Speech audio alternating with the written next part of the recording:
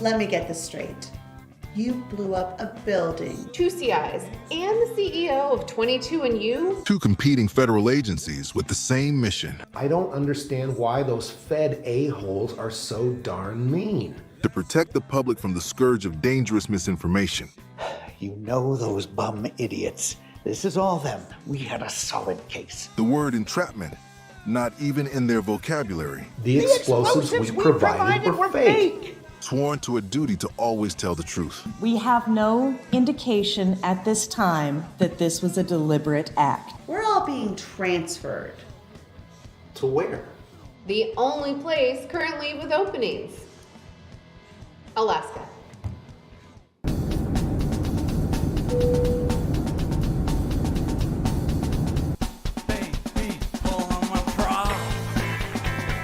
Good morning.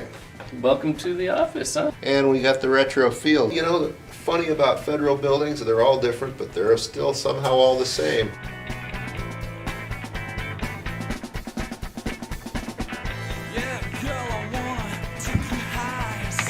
Oh, good morning, Agent Walker. At the coffee station. We actually drew straws before he got here, and I won, so we get to work together. Let's get started. Let's see if we can't stir something up. Let's give it a minute. I like to warm up the truth muscles a little coffee beforehand. Well, what do you want to do first? What do we have for a surveillance van? Oh, wow. I got a Ford Explorer. We don't have a surveillance van. Do you put many cases here? Cases? Yeah, cases. We're the tip of the spear when it comes to protecting American democracy. You really believe this? You really believe that people posting crap online is going to cause our country to crumble? I think the work that we do is important. We don't have a surveillance van. Me and some people got one. We've never needed one. We need a surveillance van. We need a big case, or a CI who can lead us to a big case. What do you need the van for? Surveillance. CIs, or confidential informants, are the lifeblood of any good law enforcement agency. Public posts on social media are one of the best ways to find CIs. Agents would never use coercion or take things out of context to try and persuade someone to become a confidential informant. New Taylor Swift single is absolute fire. I'm just seeing a lot of incendiary and violent language here. Agents always need to be on their toes and ready to make snap decisions. Is there anything I can do for you guys? Actually, David, there is something you can do for us. Chicky nuggies. Chicken nuggies. What? Cheeseburger. Cheeseburger. McDonald's cheeseburger. Burger King. Burger King cheeseburger. Flame broiled. And chicken nuggets. Oh, baby, know you're gonna like it. I wanna be your beaver pilot. Said, honey, know you're gonna like it. I wanna be. Awesome, right? Is this a loner? This thing's totally legit. What is this? It's got windows!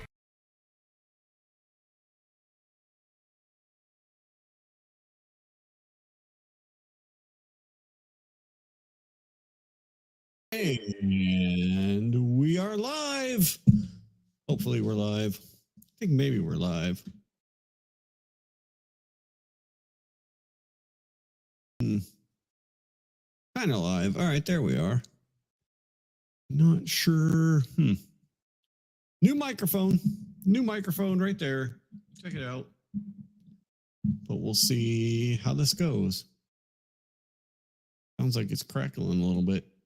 I'm not liking that already. But we will see. We shall see what happens. Ooh. It's not too bad, actually. Sounds pretty good. Oh, you heard the TIE fighter in the background I hear there. That's my text message. That's my text message thing going off. Oh, man. It's had that text message sound for a long time. It's actually because I'm sitting here at my desk at home. My iPad makes that sound, which is okay. But yeah, here we are, another day, another doggy, all tired and crashed out, ready to take another nap because that's what they do. And another absurd day of testimony in one of the craziest trials in one of the stupidest states in the Union. The second stupidest after Michigan is Massachusetts. And they are really dumb. But we actually achieved peak absurdity today. I've been waiting for this moment. I was wondering, when is this moment going to come? When in this trial are we going to hit peak absurdity? And I'm pretty sure today was that day. If at least so far. I mean, we're not there yet. We haven't seen the accident reconstructionist from the state. We have not seen that weirdo yet. I have a feeling that guy's going to be a weirdo. I'm I mean, it's supposedly Trooper Paul's mentor, right? So if he's the mentor, if he's the guy, if he's the man, he's the one that taught Trooper Paul all about accident reconstruction and taught him to listen to the crimes. I want to know if he's the one that taught Trooper Paul to listen to the crime scene. Let the crime scene tell you. Let it tell you what it's trying to say. Listen to the crime scene, and it will reveal itself to you like the pieces of taillight. The pieces of taillight will reveal themselves to you, as will the evidence from the crime scene. Let it reveal itself. So that could be the next crazy part. But today we had the peak of absurdity so far has come from none other than Judge Cannone, who I have a new nickname for, which is Regis Cannone. And I don't know if he's caught my, I opened up the wrong thing, but hang on a second. I don't know if you caught my thumbnail for the stream tonight, but we had a celebrity appearance. A celebrity appearance from none other than Regis. Regis Philbin made the thumbnail tonight. Let me show you. I'm trying to share here. Bear with me. Bear with me while I move stuff around. Okay. Screen. Fire screens. We don't need the audio. As you can see, there's Mr. Regis right there. Regis Philbin. He's got his stack of money right there. Got his hundreds. He's back behind the judge because, you know, that's where he belongs, because he's right there, right over the judge's shoulder. And why do I say Regis made the show or the thumbnail and the trial today? It's when you're a judge and you hear the term objection, it should be objection hearsay or objection leading, objection asked and answered. But no, in Miss Bev's courtroom, it's just objection, and she gets to guess what you're objecting to. And then she can ask,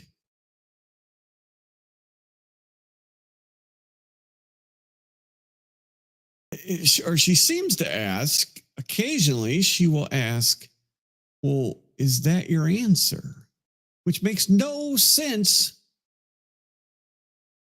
on an objection. If you're objecting to something as a, either side, if either side is objecting to something, then that requires a legal result. It requires a legal decision. If she's going to sustain something, which she mostly does when the prosecutor objects, then she'll say sustained. A lot of times when it's the defense that's objecting, she'll let the question go on and she'll never actually render a legal opinion on the objection.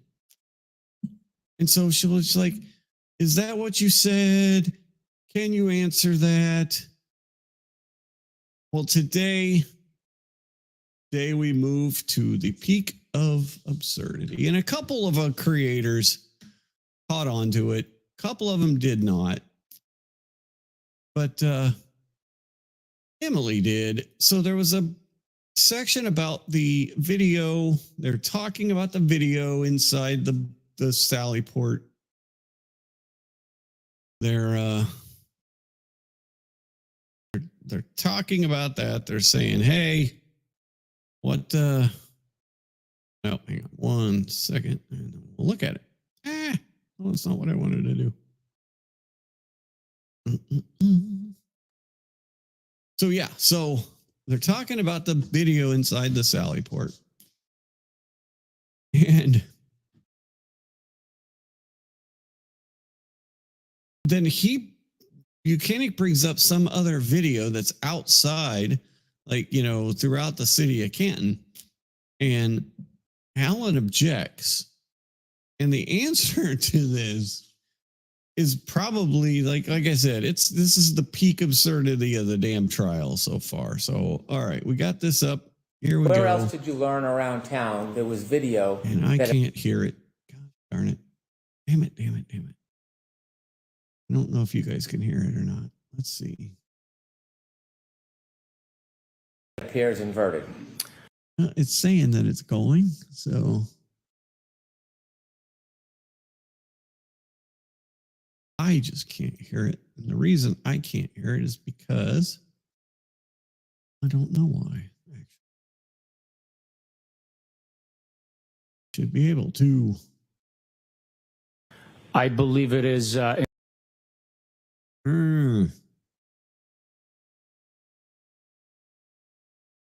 Yay! So, yeah, we're talking about the craziness at the trial today. I had adjusted some things on my. I'm just going to have to turn this off, turn that off, turn that off. We're just going to have to go back to normal, and I'll have to fix it later. Give me 1 second to reroute some stuff here. Bear with me.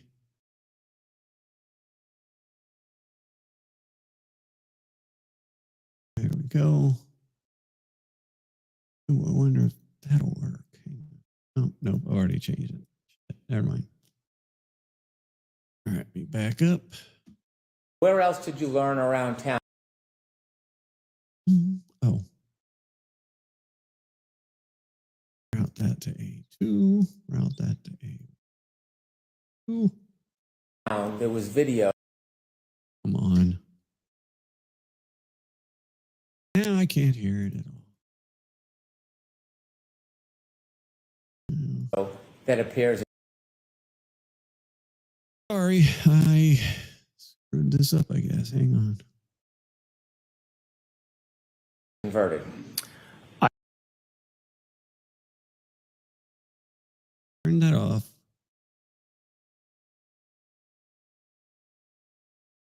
Turning all of these off. Why am I not hearing you? I believe it is inside the.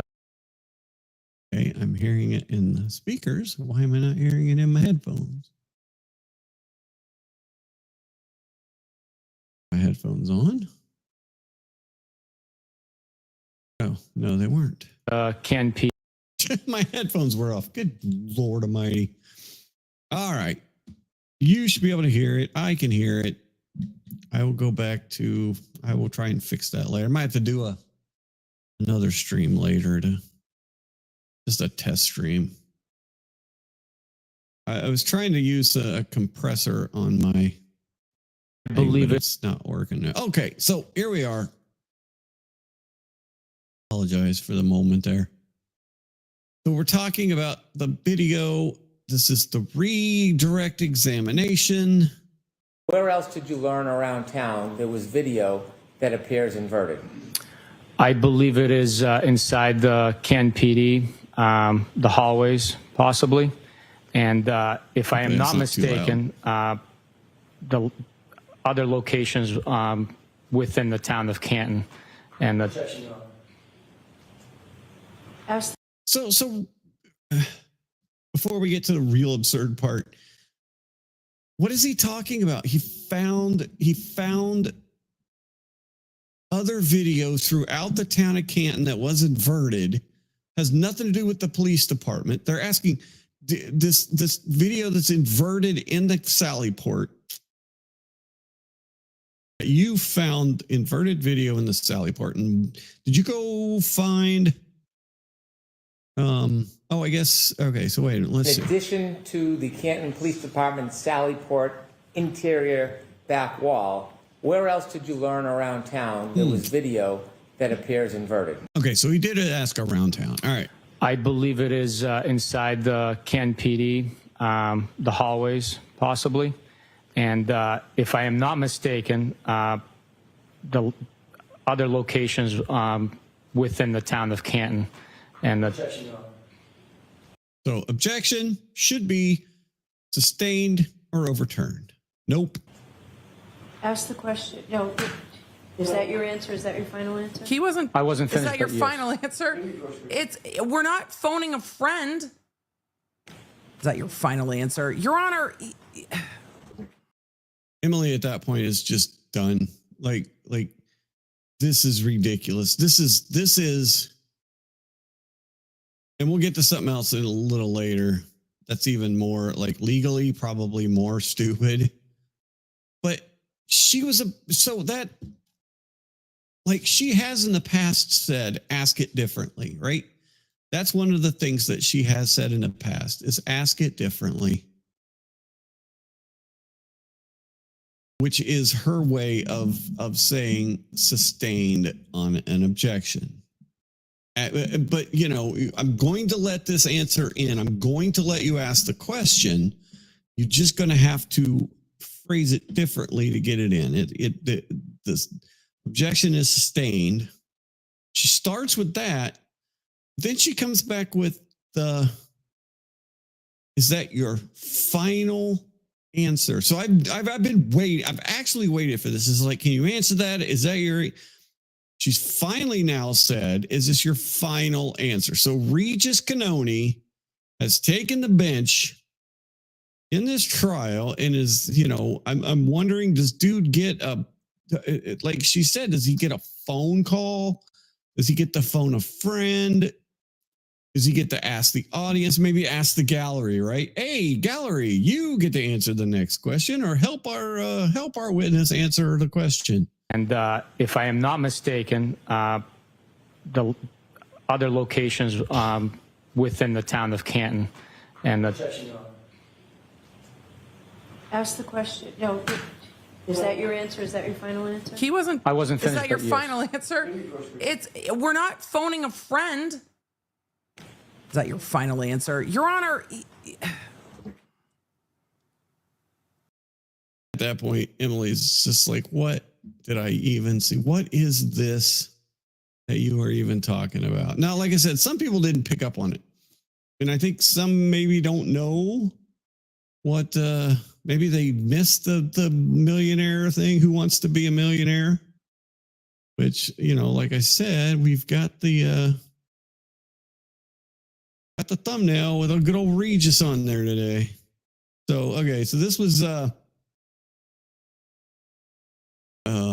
now I'm drawing a blank. Crime Junkie Jury. This was, oh my God. I hate getting old because then you just forget stuff.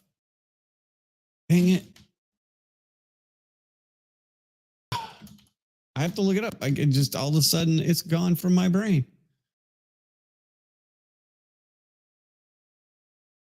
And I still can't remember it.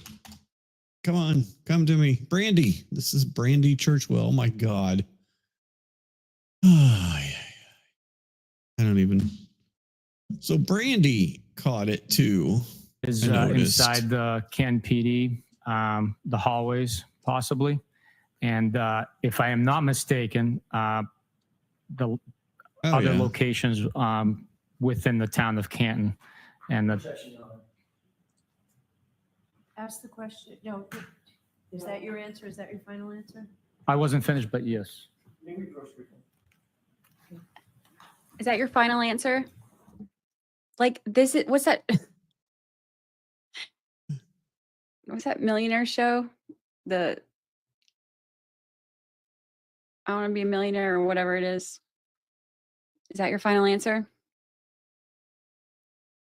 Yeah. Goodness gracious. Exactly. Yeah, that was very like the laugh was very Colleen Crawford of him. Is that your final answer? So yeah, that's why I had to stick old Regis Philbin on the thumbnail today. Just couldn't help it. I had to have a Regis pop up. If you didn't see it earlier, let me share it again because it's because I like it. I think it's good. Share. Right there. Good old Regis right behind the judge. We got Buki. He's testifying. Old Benzo Buki. We got Hank getting his hair dried there with the snowblower, the leaf blower. We got Jen McCabe. And we got Alan. And we got Alessi on the defense side. Yeah. But Regis just had, as soon as I heard that today, I'm like, is that your final answer? I'm like, no, she didn't. She didn't go complete freaking final answer on us. There's no, just stop. Oh my God. Is that your final answer? Come on, man. Is that all right? Is that really something you'd hear in a courtroom? Is that your final answer? Oh my good Lord. So, okay. So we had some today was just a complete, it was stupid. It was a complete show of shit. Yes. So we started with arguments. There was a bunch of filings today.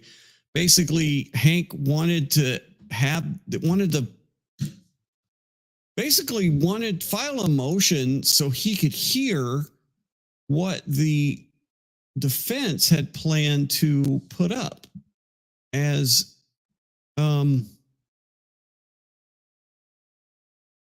their case. They wanted to know what other questions they were going to ask.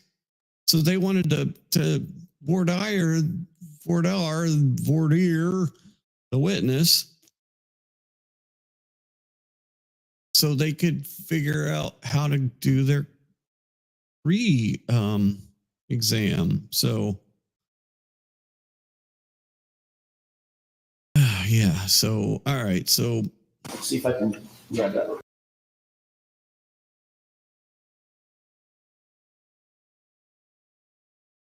Not sure how many times the arm comes up, but basically there was one point. I'm going to try and find it. Your trip to the hospital and your observation specific to Mr. O'Keefe's right arm. You indicated that you saw bruising on his right arm in addition to the abrasions, the parallel abrasions that you described, correct? I believe bruising is very similar to abrasion. Okay, that's my question. All right, so yeah, basically of Mr. O'Keefe's arm while at the hospital. Bruising on his right hand, the back of his right hand. Okay, fair enough. From his wrist, when I say arm, can we agree, at least for this purpose for the purposes of this discussion? All right, so we're going to argue over what is an arm. And then we got into the car seizing a little bit. I want to shift gears one more time and ask you about your trip to Dighton and the seizure of the SUV. I want to ask you about so much. Then we got into the text something messages. that was brought up on direct examination. Good old text messages. Sustained findings as it pertains to you. You've already talked about the fact that you're a supervisor and were a supervisor back in January of 2022. So Alan Jackson got limited on what he could actually bring up as far as the text. He was not able to get the other text messages in from Proctor with his friend group. So just the text messages that he sent to this group. Interpretation of what Michael Proctor was looking for when he wrote, "No nudes so far."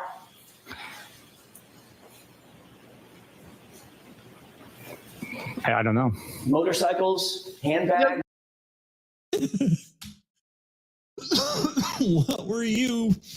What did you perceive that he was talking about when he said no nudes so far?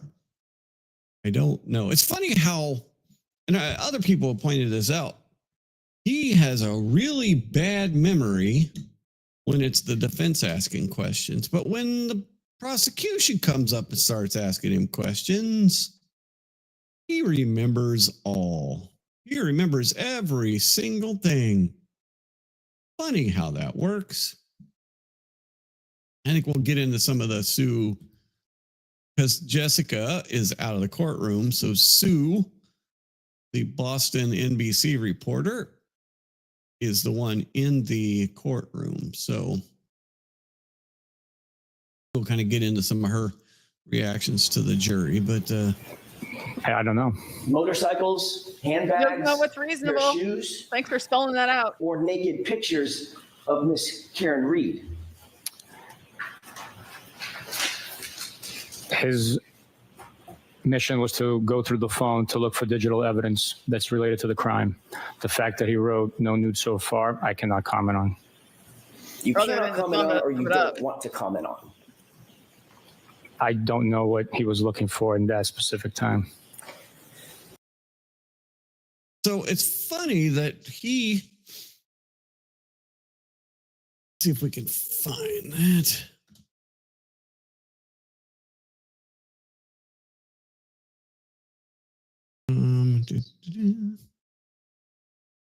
He testified that he acknowledged that text messages Responded to the phrase, "Funny, I'm going through his retarded client's phone." Correct? I acknowledged that text message being sent. You acknowledged it by liking it, correct? With a thumbs up. I acknowledged it by responding with a thumbs up emoji. The fact is, Trooper Proctor told you, his supervisor, in this series of text messages, that he was going through Miss Reed's phone. Is that right? Correct. And he also informed you, his supervisor, that he was going through her phone looking for nudes or naked pictures of her on her phone. Correct? I didn't see that. He didn't see that. He did not tell me that he was going through the naked pictures, for naked pictures through the phone.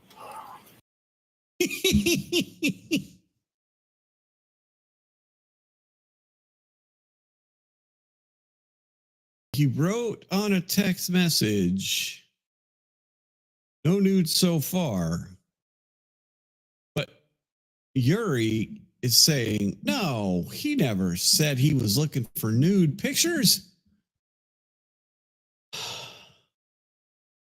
Oh my God. I mean, if you're a jury member, I know you're from Massachusetts and you're stupid, but you can't believe this. You can't believe these people. And outside the department, in oral and written form, correct? correct? That's correct. And you rated So then him they got into Trooper Proctor when he was a trooper, got into his ratings and his employment evaluations that Yuri was responsible for. exceptional. A number 4 rating out of 5, correct? That's correct. You actually went on to write and comment on Michael Proctor, and you wrote, quote, Trooper Michael Proctor displays professional demeanor, composure, dignity, and respect during the performance of his duties, and especially during his interactions with the public. This is seen during interviews with witnesses, suspects, as well as victims and their families, end quote. That was a statement you wrote about Michael Proctor, correct? That is correct. And this is after the text chain that we've just been talking about, where he calls Miss Reed retarded and references looking for nude photographs of her, correct? That is correct. Was your statement in that evaluation true or false? It was true.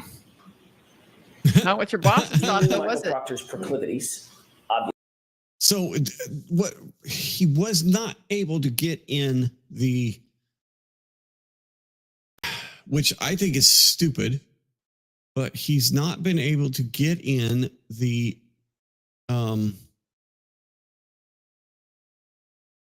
basically the result of the investigation into Proctor. He's not been able to get that in, which says a lot of stuff on it, which says things like Michael Proctor, the lead investigator on this case, right? That gets said in there.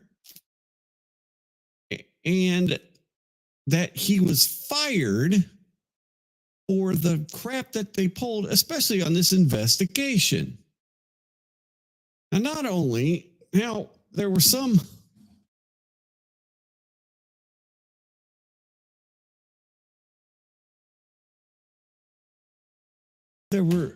arguments now that Yuri says that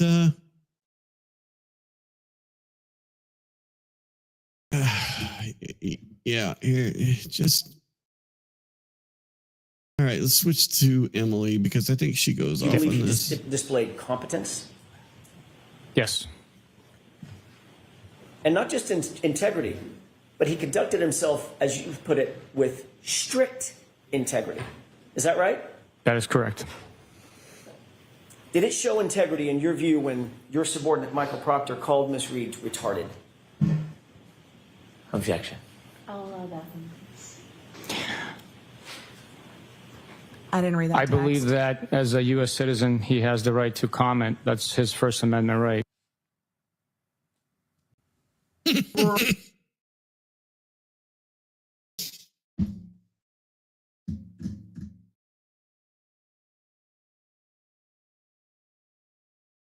Yeah, I'm just going to let Emily say it.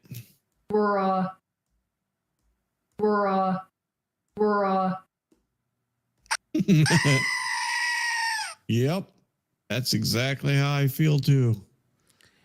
It's a work group text. It's a work group text. It's a work group text. I can't believe I didn't have the First Amendment on my bingo card. Maybe I should have. It's a work text. There are restrictions in how you comport yourself at work. And when you work for the government,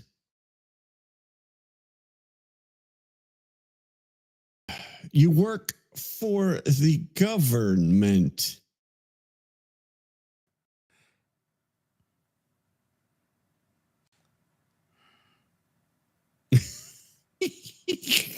Conducted himself, as you put it, with strict First Amendment. Is that right? That is correct. Employee in a work text. Did it show integrity in your view when your subordinate Michael Proctor called Miss Reed retarded? Objection. I'll allow that one. And then you got Cannone. Yeah, go ahead. It's fine. I believe that as a U.S. citizen, he has the right to comment. That's his First Amendment right. We uphold the Constitution, and It's unfortunate, unprofessional what he said in the private text message communication. He might have been voicing his frustrations. I cannot speak for Michael Proctor. It is unprofessional and unfortunate that he said that. This was not, Sergeant Buchanan, a private text message conversation. This was with his boss and 4 or 5 other individuals, one of whom was your boss. Like the bossy boss. Correct. Who says that shit in front of like the bossy boss? It just goes to the culture. Correct. This was the culture that the Massachusetts State Police has and probably still have. Not only do we have Sandra Birchmore, not only do we have Karen Reed, we have another trooper that was in the academy. And I have to look this up because unfortunately, this just popped into my head. Trooper in the Massachusetts MA State Police Academy that under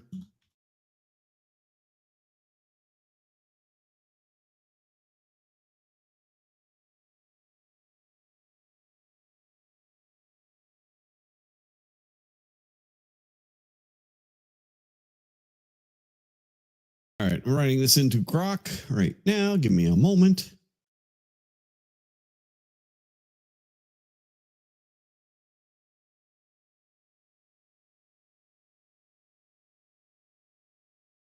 Okay, let's see what I get. Because what's his name? Because I can't remember. But there's a trooper in the Massachusetts State Police.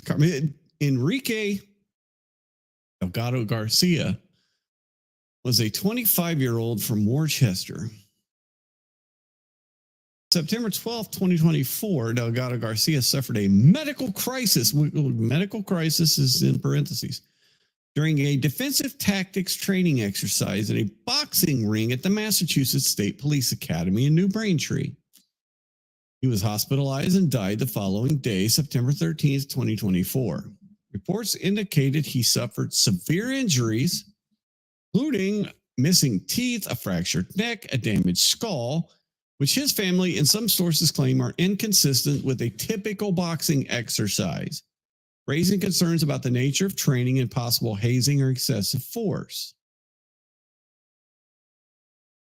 The incident prompted significant scrutiny of the Academy's training practices. The boxing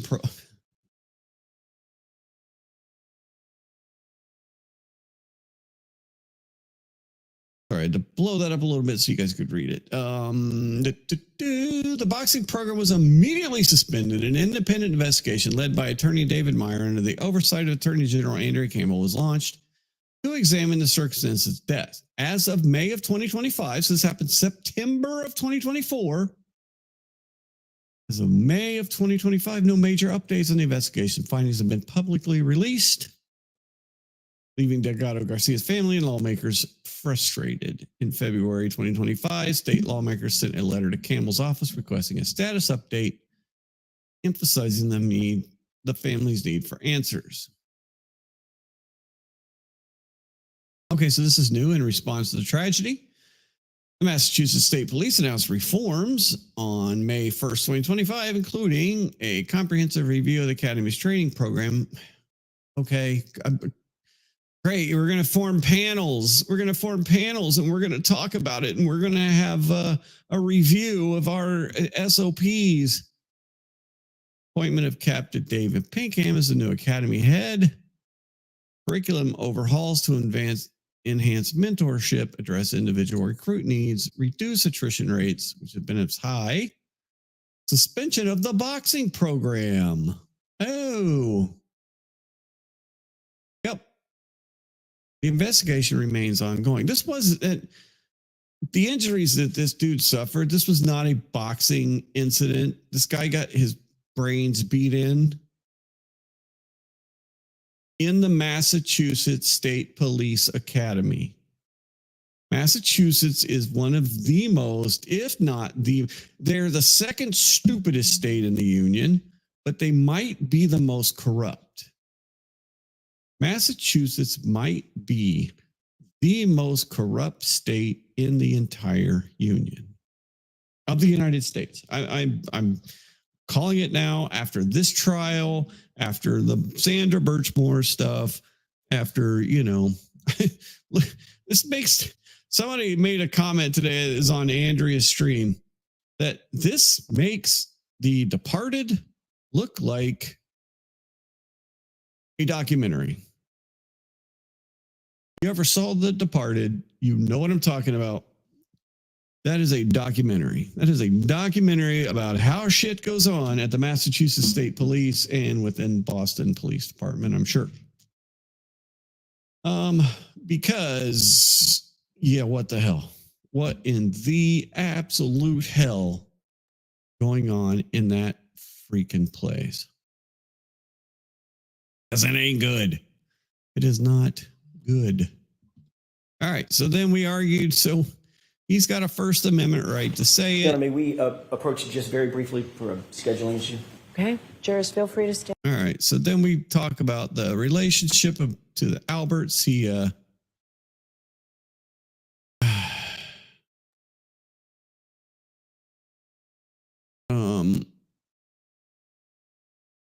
and whether he we are now going, whether he knew the Alberts or whatever.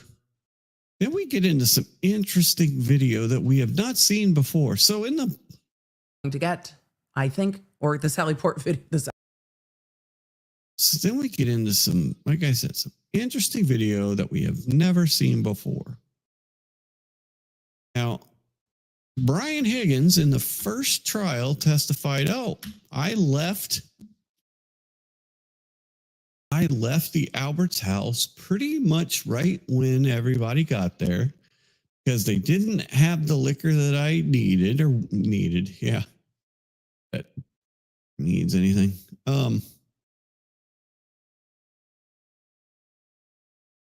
So he left pretty much right away when people got there. Well, people started getting there at noon, right? Or midnight. Now, supposedly there's questions as to where his Jeep was parked. Was it outside? Because all the McCabe's, the Jen McCabe and Matt McCabe and all them were saying, no, it was parked by the mailbox. But when Ryan Nagel and Heather Maxim and those folks showed up, it did not seem to be right by the mailbox. It seemed to be somewhere else, or it was gone completely, right? But Higgins' testimony was, I left and I went over to the Canton Police Department to move vehicles. And then I went home, but he said he left and right around 12:30, something like that, not very late, basically that he wasn't there for a lot of, for any of it. Basically, if John O'Keefe was there, he wasn't there when he got there. But now we have video. Some of the outside video that I don't think we've seen yet. Your Honor, just for the record. And then somehow we got an entire trial with an entire round of testimony from a man who gets to testify to what he did.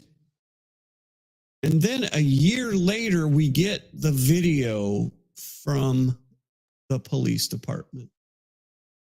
We actually get the video from the police department, which actually shows what happened with Brian Higgins on the night or on the morning of January 29th. And we don't get that video until a year later, after the first entire trial has taken place. We don't get to see this video until a year later. Actually, let me do it this way. I'm going to go off screen. This should have been charges dismissed, but no. Sergeant, would you agree that we can call this the rear lot main side at Canton PD, just for identification purposes? Sure, if you'd like. He's like, I don't know. I'm not familiar. I don't know with which side this is, so I can't argue with you about the location. So Okay. I'll agree with you that we can call it that. It looks like a parking lot. This car. Yes, yes, sir. Speed this guy just up. for All right. identification purposes. Okay. With the course permission. Okay. What kind of car did that look like to you? It looked like a. So there goes. Oh, Did you see a car there's the pass in Jeep. front? Yes, I sir. did. Okay. What kind of car did that look like to you? There's It looked the like a Jeep. two-door Jeep Wrangler with a plow on it. Okay. Let's go ahead and play it. I think it's really helpful And that they get a look at the Jeep with the plow and the amount of snow. Piggy Maybe pulls slightly more than you could track a cat eye at this point. Piggy, And piggy. you get the So time. did you, during the course of your Piggy, investigation, learn piggy. whether or not anybody associated with your I know. investigation had a two-door Jeep Wrangler with a plow? Yes, Who is that? Mr. Brian Higgins. Okay, thank you. So this is 1:25 a.m. according to the camera at 1:29. Yeah, so 1:25 a.m. That is sure quite a ways from 12:30 or whatever it was. Now I think they blew it up. See that time because you can see there is a timestamp down in the corner. This All right. clip on this same GG. May I have a moment? Okay. So let me go back. All right, yeah, that's the inside. Okay, so This is played. Sergeant, do you recognize what's depicted in this photograph? I do not know. Okay. Let's go ahead and play this. Stop. What do you see on the video at this point? An individual crossing the frame with a couple of cars parked, one of which has a plow on it. Does it look like an exterior video? Yes. Does that appear to be an exterior video if you don't know exactly what's around at the bottom of the screen? all right, so we see Larger in dude. stature, Possibly larger. next video, user side. I'm familiar where that camera is. Can you, with the court's permission, it's very, very small. Is it possible to ask the you can? Magic. 1:27:41 on the time. 1:27:41. So this is less than an hour from the butt dial. I was in bed asleep, butt dial. And I was in bed with my wife answering the butt dial and then re-butt dialing. And then I answered the butt dial with another butt dial. Which so far we don't have an evidence this trial. We don't have butt dial in this trial yet. Okay. But Here we go. Yes, it says rear lot cruiser we have side. brand Okay, what new about the time? video. The timestamp reads 1:27:41. Do you see a date? Yes, What is that date? 1/29/2022. Thank you. This was my fault. Your Honor, if we could move back to rear lot main side, I'd like to do the same thing. I failed to ask for the time and date on that one.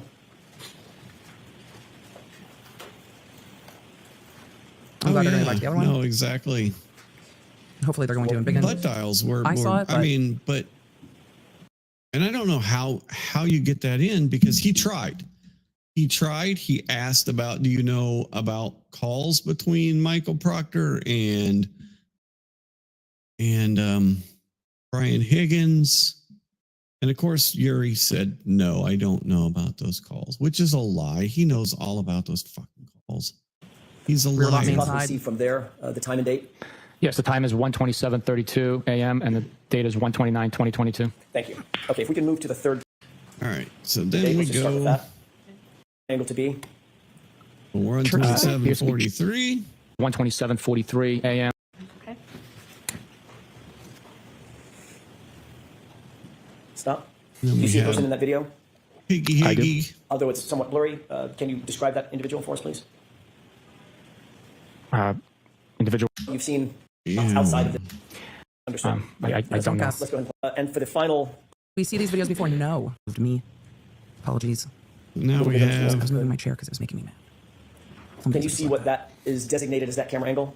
Yes, it says first floor corridor. Look at how clear these are. And the time is 1:28:03 a.m. on the 29th of January 2020. Video that you did have some recollection of? Yes, this is, yes. Okay. So a lot of questions in the chat about where these came from. We covered this in pre-trial motions. They kind of miraculously appeared after the last trial and were turned over to the defense. But they appeared because they were found in some kind of a file or something. I'm going to leave myself at the bottom. But play this. there was a lot of pre-trial motions about them.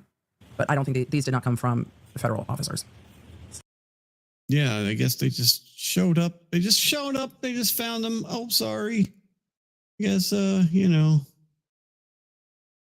I guess these lovely videos just happened to show up. Oh, yay! Here we go. Look, I found this. Can't believe I found these videos. Here you go. So here's Do Piggy. you recognize the person Piggy. in this video? It appears to be police Mr. Brian Higgins. Okay. And what is he wearing? Chat. Chat, in the waterfall video, wasn't Higgins in a Harley Davidson sweatshirt? So there's I want to see the back of this sweatshirt. There's a lot of questions about the sweatshirt. I think this is the same sweatshirt. Different videos do different things. You really need clear, high resolution pictures to say for one way or another that it's not. But what I saw earlier, in fact, there was I had replied to somebody on X earlier, and I'll show you exactly, because they put up, it's like, do you think this is the same sweatshirt? And you can't tell. So this is, oh, the post was deleted. Oh, gosh darn it. Okay.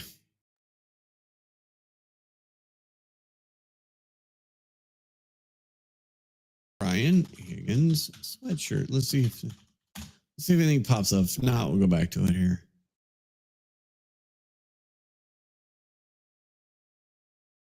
I mean, just like this.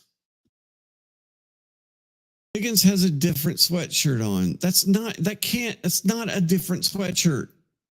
Like we talked about, this is a very low, this has more pixels in it. This picture has more pixels in it than this picture does, okay? You have this. Yeah, no, exactly. I mean, exactly. It doesn't even look like his face because it's making stuff up. Low resolution cameras make stuff up.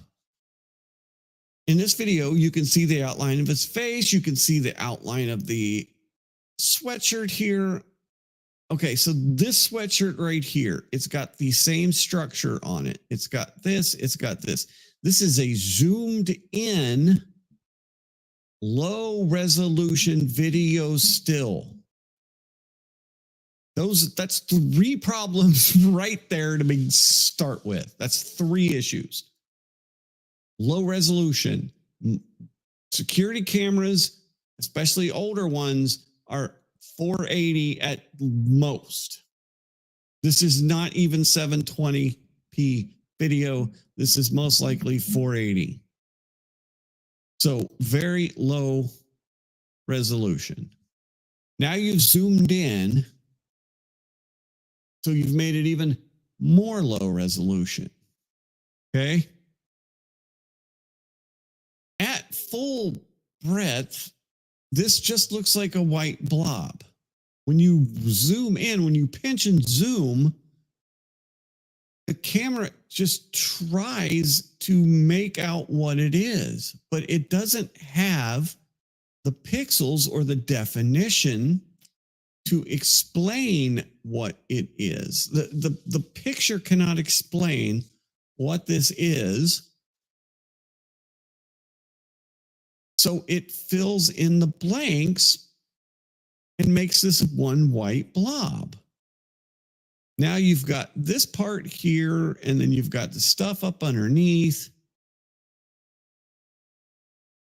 And you got this, I mean, this and this is, I assure you it's the same thing. It is the same shirt. You've also got stuff possibly blocking it. Not when you're walking and when you're moving, your shirt doesn't always line up either. Even my shirt, I got my job. This is a good opportunity to show off. You can kind of see there, but you can see, like, even if it's sitting there, not just out like this. Hang on, let me let's just look at my green screen first. Jeff, here's my Legal Vices sweatshirt. Okay, got it. Got a Legal Vices sweatshirt. Now we've got movement. So I got my Legal Vices sweatshirt. As you can see, it's the camera. Oh, it's still. I'm moving around though, and if I'm in motion, to move, right? And you see that, and in my pocket, I'm walking. Going to be times when you're not seeing the whole thing, right? Around like this. So there's going to be times when you're not seeing the entire thing. Just like in this video right here, where you're not seeing the entire sweatshirt. And this right here, where one, you've got somebody's arm blocking part of it. That's possibly a hand coming over. When you try and stop screen so you're not just staring at my thing, you can see my courtroom. I'm in the courtroom. Look at that. There is the courtroom. We're looking over at the jury. Well, no, the jury's behind, actually, in this. So you can't you can't just go out and say that this isn't the same sweatshirt. You just can't do it. It's more than likely the same sweatshirt, but I promise you, same thing with the shoe. This was an issue, then the defense, if this was an issue that is able to be brought up and there is strong evidence, it would have been brought up. It would have been. Now, would it be allowed? I don't know. It might not be, but it would have been brought up. Anything from the store? Does anybody need anything from the store? I think I'm good. I have everything I need. We have leftover tacos. Ah! Oh no! What the hell did I just do? What I did was I dropped my phone on the keyboard and it freaked out. But no, we got leftover tacos and I have little mini chocolate cupcakes for after tacos and milk. I have everything I need for tonight. Okay. I lost my chat. Chat in the waterfall video, wasn't Higgins in a Harley Davidson sweatshirt? I want to see the back of this sweatshirt. But it does appear to be Brian Higgins. Describe it for the jurors.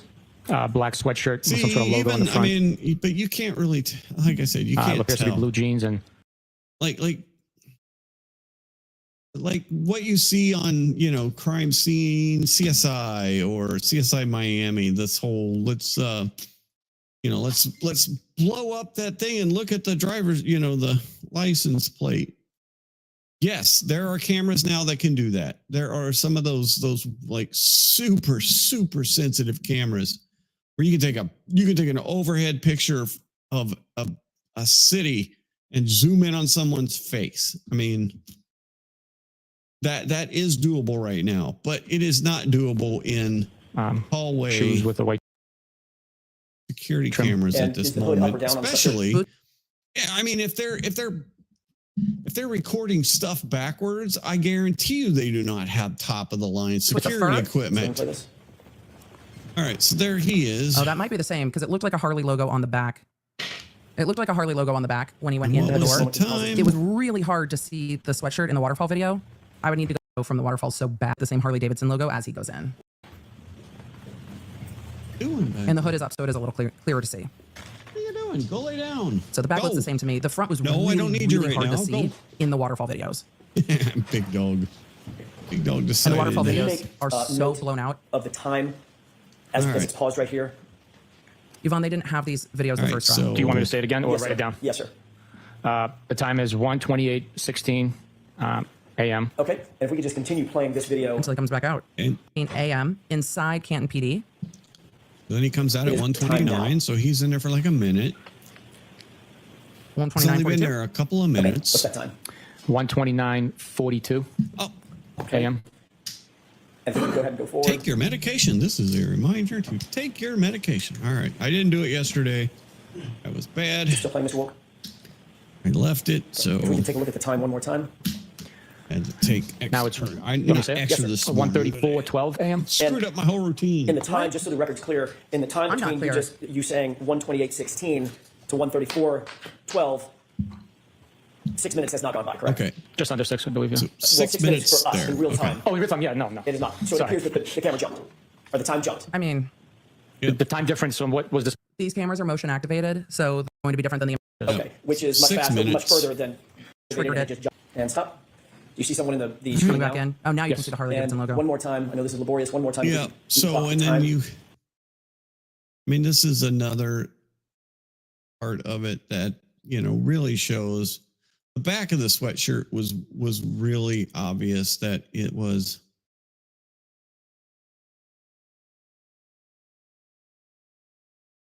So even this, where they say, oh, he changed sweatshirts, right? Saying here that they think he changed sweatshirts, thinking that this sweatshirt and that sweatshirt are different because of it looks different here. But I want to point out the similarities. So I'm going to try and go full screen and see if that doesn't do shit. See, not only is this not high resolution picture, you can't even get this picture big, right? So this is a tiny picture from a tiny camera, right? And this is that blown up picture from the waterfall bar. Let me see if I can find.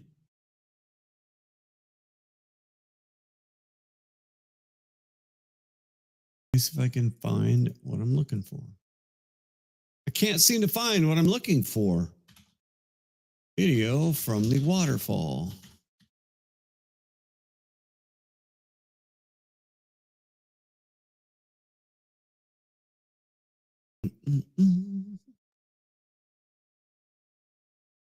Okay, so this is part of the microdots thing that they did the other day. Okay, so let's see how this starts. This starts like right here. So this is when they were leaving the bar. Okay. Yeah, let's see this. This right here shows it.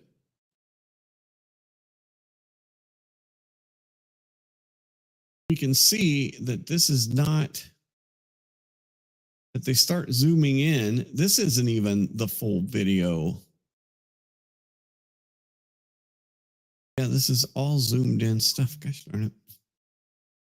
I don't want that. Hang on a second. Bear with me.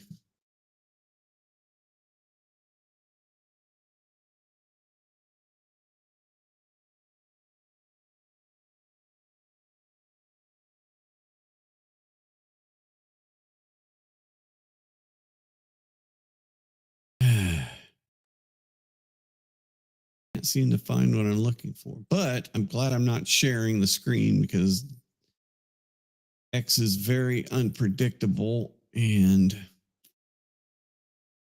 there was just a reason why I'm not sharing the screen on there. Thank goodness. Oh, gosh darn it.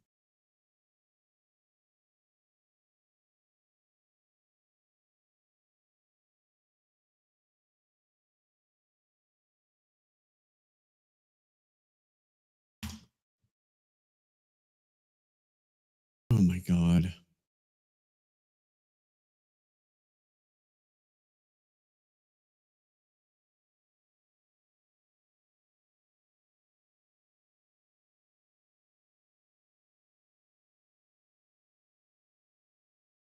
Okay.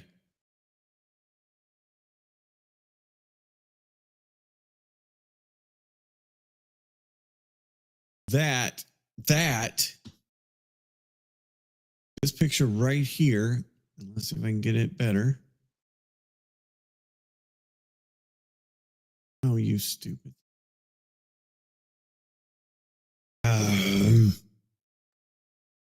So this is the entirety of the picture. This is the full blown out picture. Okay.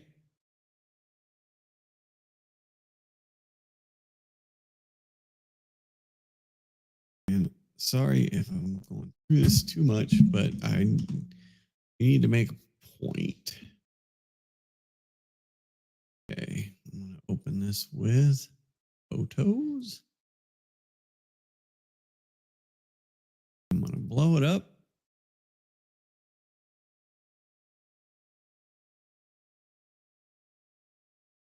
Clear this whole screen. Hang on a second.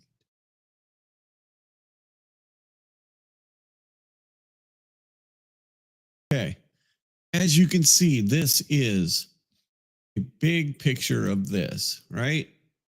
But let me see if it's better over here. Hang on.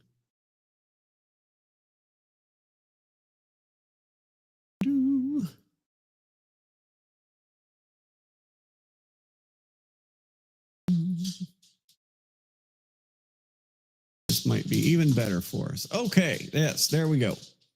Now this is the picture. This is a blown up picture. It's actually not bad. It's actually pretty decent resolution for a surveillance video. However, these people are far away from the camera.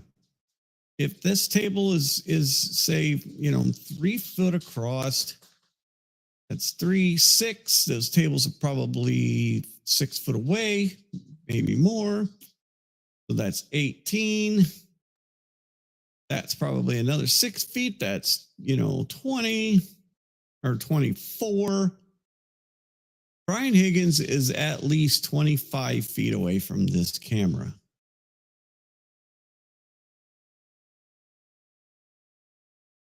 As you see, as we get in there, we get, see these like squares and the blurriness. You can't make out this person's face. You can make out that this person has a nose, but it looks like Pinocchio. That looks like a Pinocchio nose, correct? That looks like dude has got an extended nose, probably an extended chin. This guy looks like he's skull scrunched face and a flat top and maybe like a cyborg or a Cylon eye, right? That looks like one eye. So this patch, this whole section of the back here probably takes up 25 or 30 pixels, which in the grand scheme of things, when you zoom out, is nothing. So what cameras do is they fill in the blanks with solid colors. You cannot make out any kind of resolution or any kind of detail on this picture. But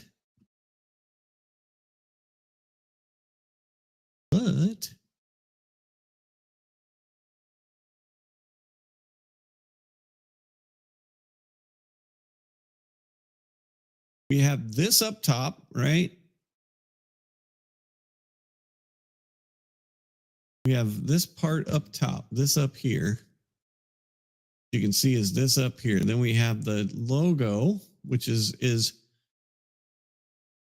you got the badge thing, then you got these arms standing out, then you got this underneath, and then you've got the wording down here.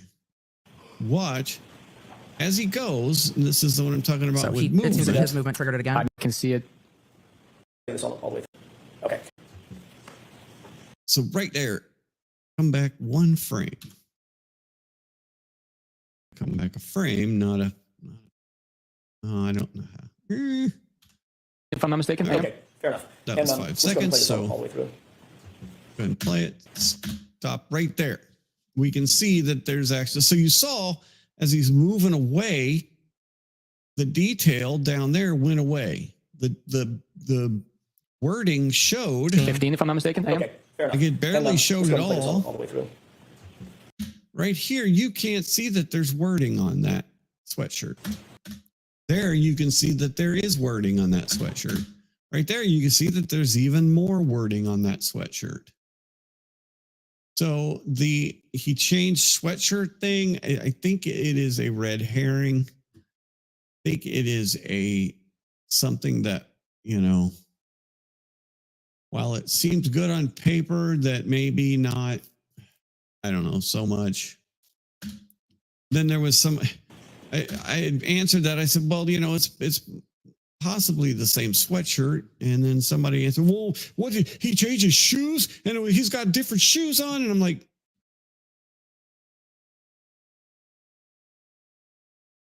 what does that have anything to do with the sweatshirt? It has nothing to do with sweatshirt. Why are you yelling at me about his damn shoes? Okay.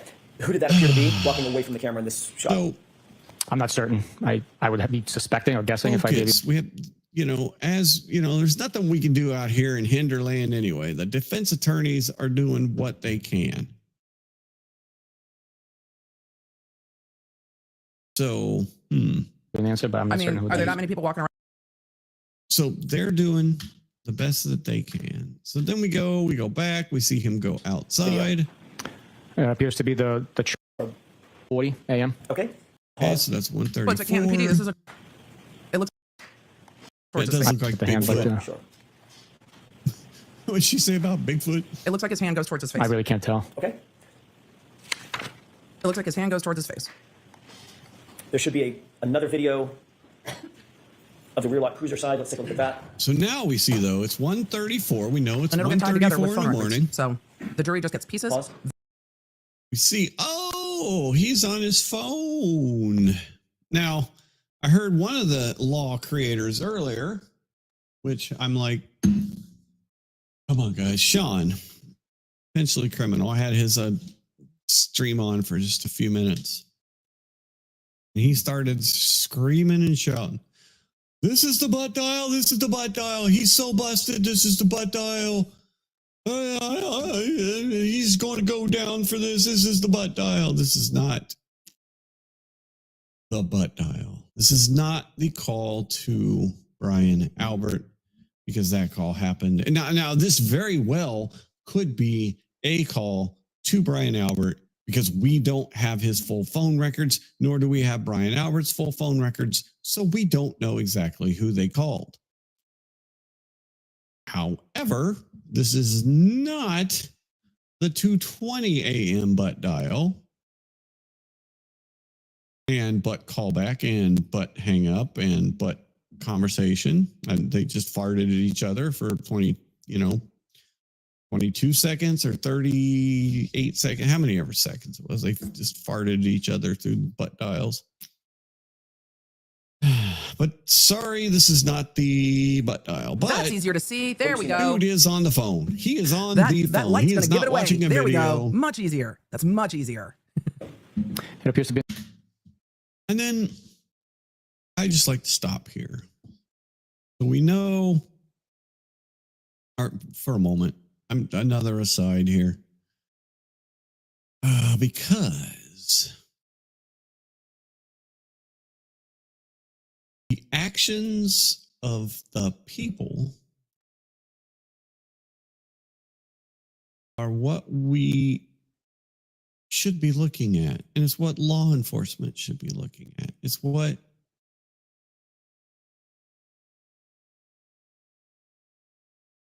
these people, what are they doing? What is everybody doing? So Karen Reed is calling her boyfriend's phone to try and find him. And she's mad, and she's leaving text messages and phone messages, and she's calling over and over and over again. And then Jessica Mercado, I got this from Jessica Mercado, so I'm giving her credit for it. While everyone adjacent to 34 Fairview, the night John O'Keefe was murdered, was doing Google searches on how long to die in cold, pacing, calling each other, and going to police stations at 2 a.m. Karen Reed was at home thinking her boyfriend was cheating on her. While Karen Reed is sitting at home trying to call her boyfriend, trying to find out where he is, trying to find out what happened to him, obviously drunk. I mean, she's obviously wasted. There's no denying that. All of these people were. When they left the bar, all of them were wasted. While she is at home trying to call his phone and trying to find him, Brian Higgins is at the police station at 1:30 in the morning saying that he got there a lot earlier than he did. Jen McCabe is making Google searches on how long to die in the cold. Then they're calling each other at 2:20 in the morning. Then the tow truck guy sees a Ford Edge parked outside of their house at 3:30 or 4 o'clock in the morning. But according to Benzo Buki, none of that matters. None of that matters. We can't. Once we focused in, he basically said, once we focused on Karen Reed, that was our main focus. Once we had her as a suspect, we didn't need to look at anything else. We had the person that did it. Nobody else was going to be in our view. We had no reason to investigate anybody else because they're cooperating witnesses. They gave us everything. The cooperating witnesses told us exactly how everything went down, so we didn't need to investigate any of this stuff. We didn't need any of these phone records. We didn't need to question these people about, who did they call in the middle of the night? Nah. We did not need any of that. No. Oh, yeah, the plow guy. Right. Plow guy, not tow truck guy. Thank you so much. Yep. So, yeah. What were people doing? But of course, according to the police, nah, they're fine. They're not. The individual wearing a black beanie hat, black dark colored sweatshirt with some design on it. Then we go, and then we got like a 10-minute long video. So that's 134. What do you think that is? It's consistent with a cellular device, possibly a phone or a tablet. Okay. That's a phone. It's big enough to be a phone. It's not big enough to be a tablet. Dude is on the phone. When you're holding the phone up like this, you're not watching a video, you're talking to somebody. They are on speakerphone. This guy looks like use my speakerphone and then hold it away from my mouth, talk into the mic. He's exactly that dude. These videos were not used during the first trial. Defense didn't have them yet. And I saw the great question and observation. These videos were not used during the first trial. Defense didn't have them yet. You look when it starts and he's like doing that, he's talking to the damn speaker. That's exactly what he's doing. No. Video? I haven't seen. With a cellular device, possibly a phone or a tablet. Okay. He's talking to it. These as videos he were walks not away. used during the first trial. Defense didn't have them yet. And I saw the great question and observation from Helena. Did he even move any vehicles at all? Right? In the That's video what he move? went there for. He went there to move vehicles. Maybe vehicles get moved now. I don't know why I'm saying videos. Maybe vehicles get moved now. Who knows? So, we'll see. I'm not going to sit here and watch the When Brennan asked for video, it, but we'll John died. see. No, this is at 1:29. 1 minute. I think there was I maybe suppose one moving vehicle that got next on the moved microphone. around. Seconds. Next. Moved that. Oh, See, he's was not. that? So there was. So does that vehicle even get moved? Admitted into evidence this 4-ish minutes later. So he walks back. Go ahead. Walking into the frame from presumably testify for the comment. They have not tied back. Higgins has not testified yet. I don't know if he will testify for the Commonwealth. There you see Higgins walking back into frame. You see a person walking into the frame from presumably the video. We haven't seen any video or any cars moved or trucks moved or anything yet. Time check that. Not seen that. So he walks back into frame. It looks like it's 4-ish minutes later.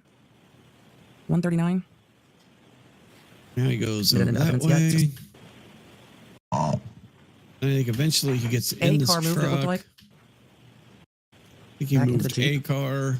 Oh, he's not in the Jeep. Back out of the Jeep. And then walked behind the Jeep. And then the truck lights went on and the truck door Truck opened. lights go on, truck door open. All right, so maybe there are two cars that moved then. With That's the microphones in court. They're moving the lights are activated. Okay. Is walking. Door on that vehicle next to the plow. Okay. From what you've seen, Sergeant, you said he or she. Does that person appear to be consistent with the video that we've seen of in other particulars of Brian Higgins? As far as I could tell from here, the individual accessed Brian Higgins' vehicle, so I'd be speculating with the whiteout conditions or near. And what do you see, Brian? Yeah, I'm not going to say that's Brian Higgins. We all know it's Brian freaking Higgins, but I'm not going to say it's Brian Higgins. So, okay, the truck never actually moves. Do you have any personal knowledge? Okay, it's 145.52. Carrying possibly like a snow broom, walking from left to right. I don't. So then he starts up that truck, but then he never actually moves it. Then he drives away. What did you see the person do? My lights just. Back on. Are we pulling out yet? The time spot was parked in. Camp is now after 1:44 a.m. What do you see happening And now? now the Jeep is pulling out. The Jeep Wrangler's leaving the spot it was parked in. So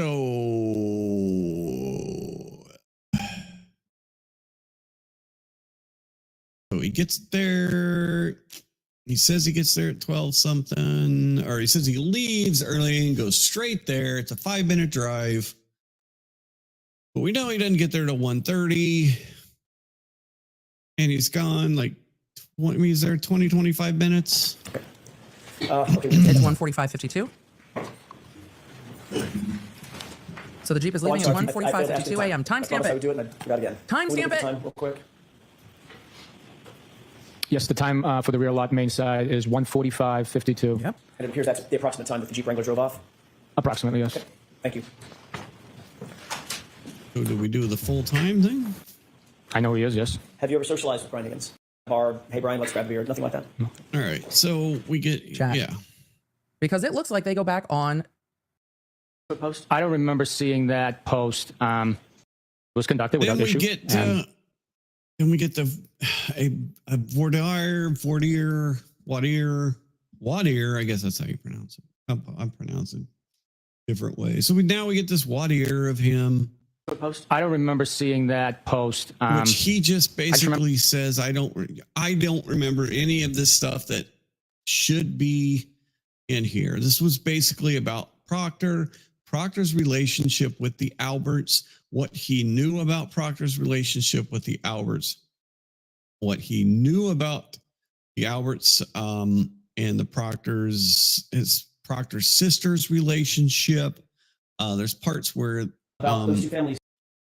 the Alberts talked about the Proctors being their Leaving second aside the family. photographs that you talked about, did you see the post, the Facebook post about those two families, specifically Michael Proctor's mom saying that the Alberts were their, quote, second family? I don't remember seeing that post. That didn't strike you, or that didn't... That would also be... That was not... He's never seen that. He's never seen that the Proctors and the Alberts were like second families. No, of course I've never seen that. My memory just is bad, unless it's the prosecutor asking me questions, and then we go to lunch.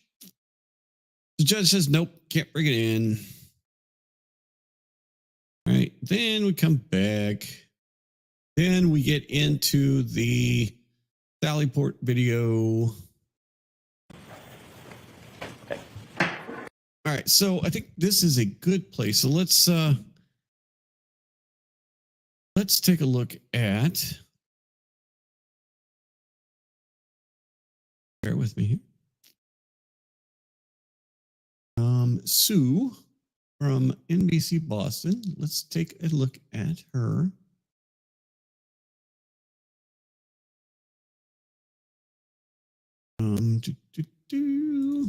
At her tweets from today, because she was the one that was in the courtroom. Trying to get it up so I can search. Sue Boston. Okay.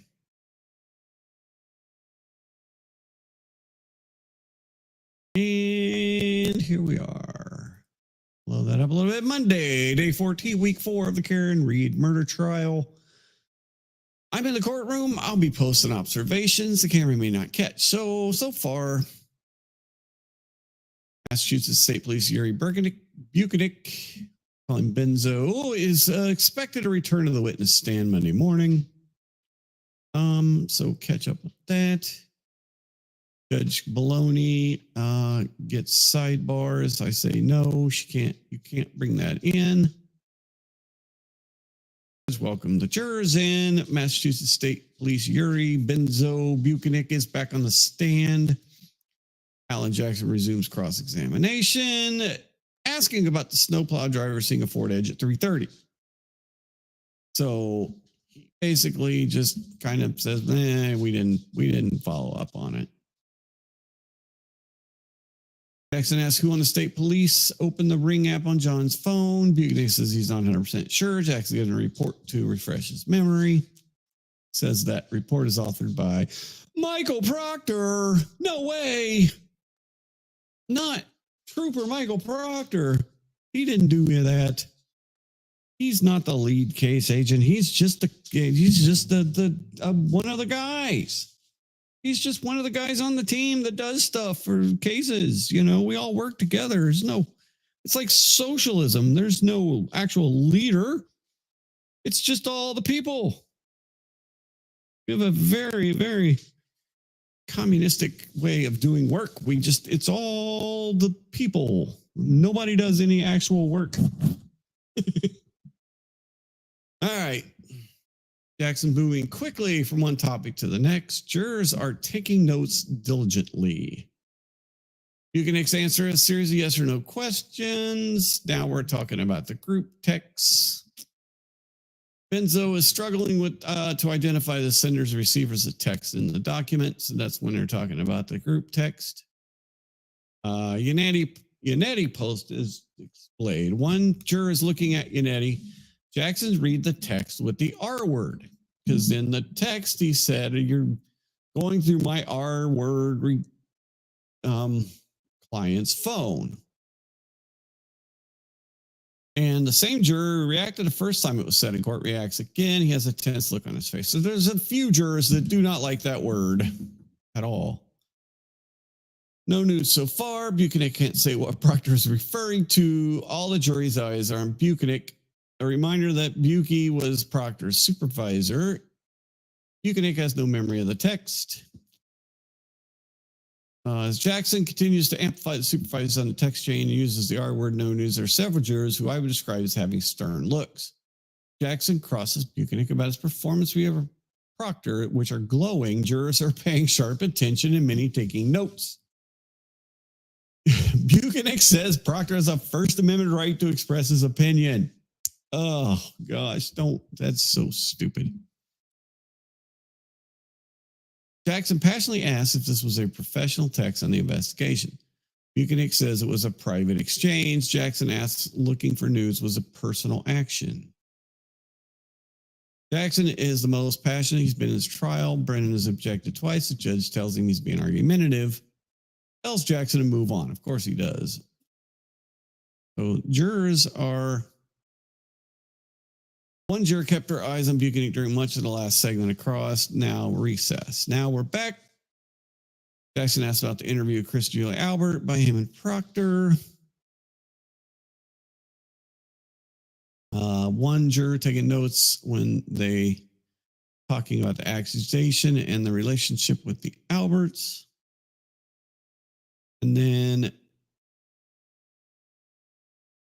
jurors are paying close attention. Now, this was the part we just went through when they were watching all the videos of Brian Higgins.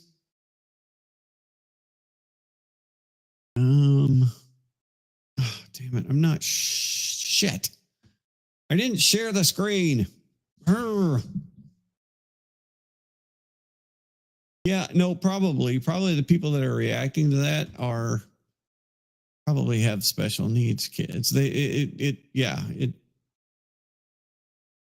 touches people that are close to it more than others. So jurors are paying close attention, some writing while watching. Jackson says magic when his tech guy Ms. Wolf enlarges the time and date. And basically when they scrolled in and you could see the time and date better. One juror is openly laughing when he sees the person in the video with what looks like a cell phone near his face. Jackson plays the 10-minute clip. All jurors' eyes are on the screen, no note taking. This video gives the jurors a snowfall amount and visibility reference at 1:30 in the morning. One juror has a furrowed brow while watching. Although there's no action in this 10-minute clip, all jurors paid full attention. At 1:45, the treat dries off. Buchanan says he's not friends with Higgins. He's known him before this case, has a professional relationship with him. Now Jackson establishes Higgins did not offer his phone, nor was he asked. Now we get into the Sallyport video. Jackson's confirming with Tech Guy and Karen Reed, and now Brennan. Judge gives the jurors a break 1 hour. All right, so now we have the Sallyport video. So let's go back to this. Could you play? The defense is stipulating, as well as the Commonwealth, that these are the videos that were provided from the Sallyport. 53703. So they're saying this is the video that we gave the defense. The state is saying this is the video that we gave the defense on the Sallyport videos. A little bit further. Pause. Do you see what's depicted in this video? The jury's back. Yes, I do. This is the video that you were shown at a prior proceeding, correct? Yes, it is. Does this appear to be the interior of the Sallyport at Process MPD? resumed. Yes, it is. And this is what you were questioned about regarding the SUV being pulled into the Sallyport, correct? Yes. From a time frame standpoint, This is the video that the Commonwealth provided to the defense. They will get into. Okay, so. Yes, it was driven off of the flatbed after transportation from Dighton to Canton PD and driven into the Sallyport. All right. You previously have identified individuals in this video, in this still shot, correct? Yes. And what you previously said, and we'll get to subsequent testimony in a second, you previously indicated that the person to the right was you, person to the left, Michael Proctor, correct? Yes, previously I identified that being Michael Proctor. I was mistaken. That is not me on the right. That would be the tow truck driver, correct? That's correct. That is, in fact, Michael Proctor, however, in the two-tone jacket, correct? I believe so. Okay. That was weird how he answered that. Previously, I identified that as Michael Proctor, but I was wrong. That is not me. Testimony in a second, you previously indicated that the person to the right was you, person to the left, Michael Proctor, correct? Yes, previously I identified that being Michael Proctor. I was mistaken. That is not me on the right. That would be the tow truck driver.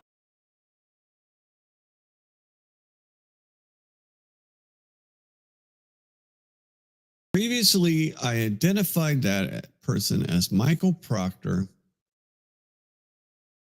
I was mistaken. That is not me on the right. That is the weirdest way to.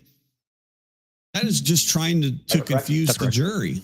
That is, in fact, Michael Proctor, however, in the two-tone jacket, correct? I believe so. Okay.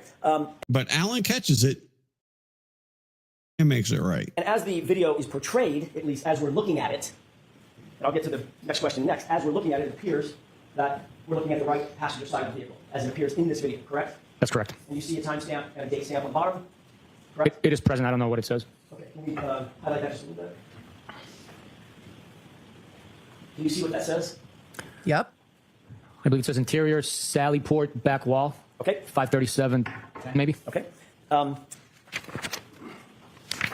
When you indicated that this was a fair and accurate depiction of the interior Sallyport when the SUV was brought in, you were specifically asked whether or not you or Michael Proctor approached or manipulated or touched the right rear taillight area of the vehicle, correct? I don't remember the exact verbiage used, but in something along those lines, that's what was asked. And you indicated that neither of you did, correct? That's correct. Okay. But in point of fact, this video is backward, correct? Yes, it is a mirror image of what is actually taking place as recorded by the camera. Can we play this forward?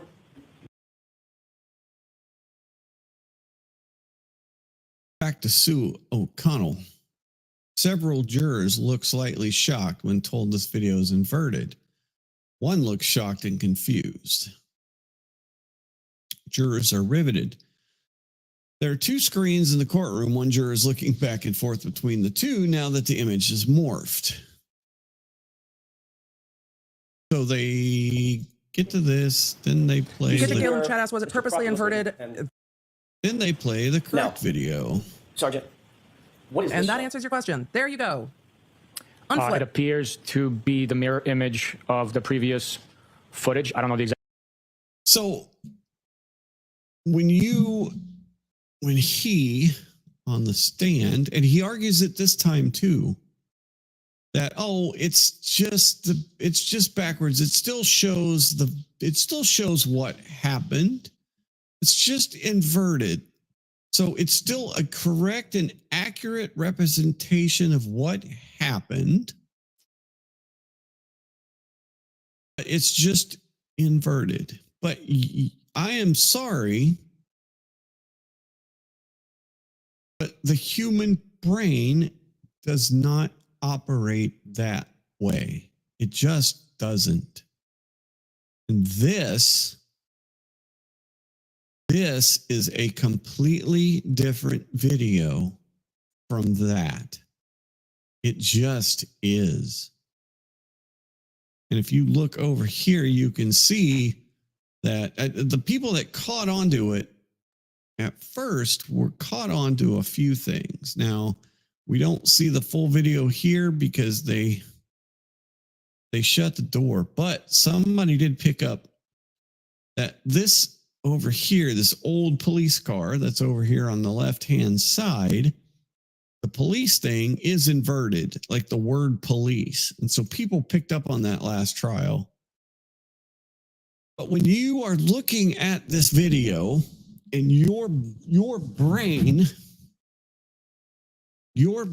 is telling you that this is the passenger side, that the other side of this vehicle is the driver's side, that this is the right rear, this is the passenger rear, that is the driver rear. That is what your brain tells you. And no matter how much you say, no brain, it is backwards. That is actually the driver's side on this side, and that's the other side is the passenger side. No matter how much you tell your brain that, it is not the same as seeing it that way. Now that we see this, I mean, even the people in the front, the guy in the front and the guy in the back, it gives you a whole different perspective of these two videos. It just does. It is not a fair and accurate representation of what happened. It is a completely different video. That and that are two separate videos. This is portrayal was the issue. The footage, the way that is depicted right now, is very accurately represents what I remember from being there. In fact, this side of the vehicle that we're looking at that's closest to us, that I'm highlighting on the screen to your right, that is in fact the driver's side of the vehicle, not the passenger side of the vehicle. Is that correct? So back to Sue. Now the Sallyport video is a correct way. Buchanan refers to it as the mirror image. Many jurors squinting as the backward timestamp is enhanced. Some jurors who don't always take notes are now taking notes. Buchanan, defending his prior testimony that the inverted video was true and correct, says it was just a mirror image. So then they talk about, who was by the back. He says, look, Proctor is by the back right tail light. There he is.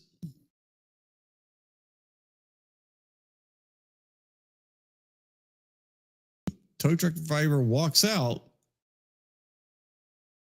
Then you have this aberration, right? Now you've got the aberration part.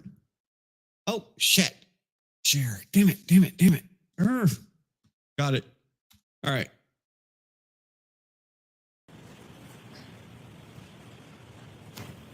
And do you see so Proctor is over there to by the back of the thing, right? So there's Proctor back here.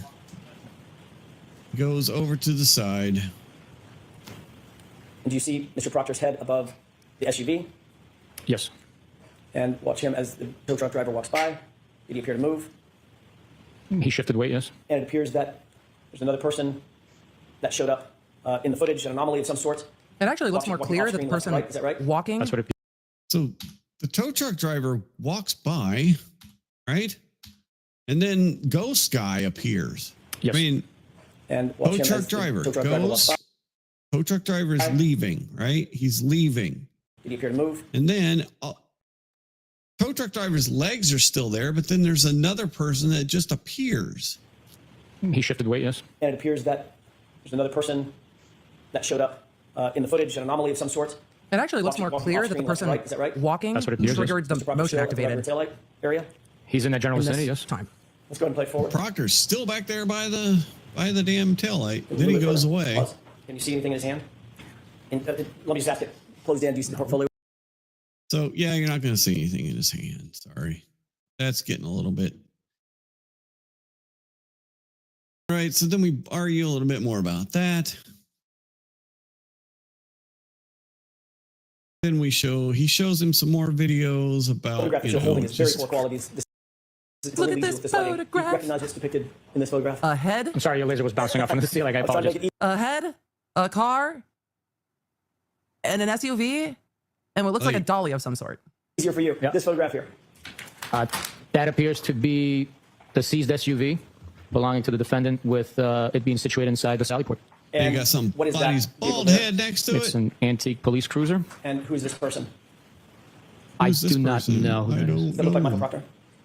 Dude, Don't know. I'd have to get a zoom in. all of them have bald heads. How are you going to know who it is? I want to know what time that's from. Does he have glasses on? I don't know. But then you see the time is all screwed up because that says it's 11:11 a.m. What We time know is it? that's not right. I don't know. 11?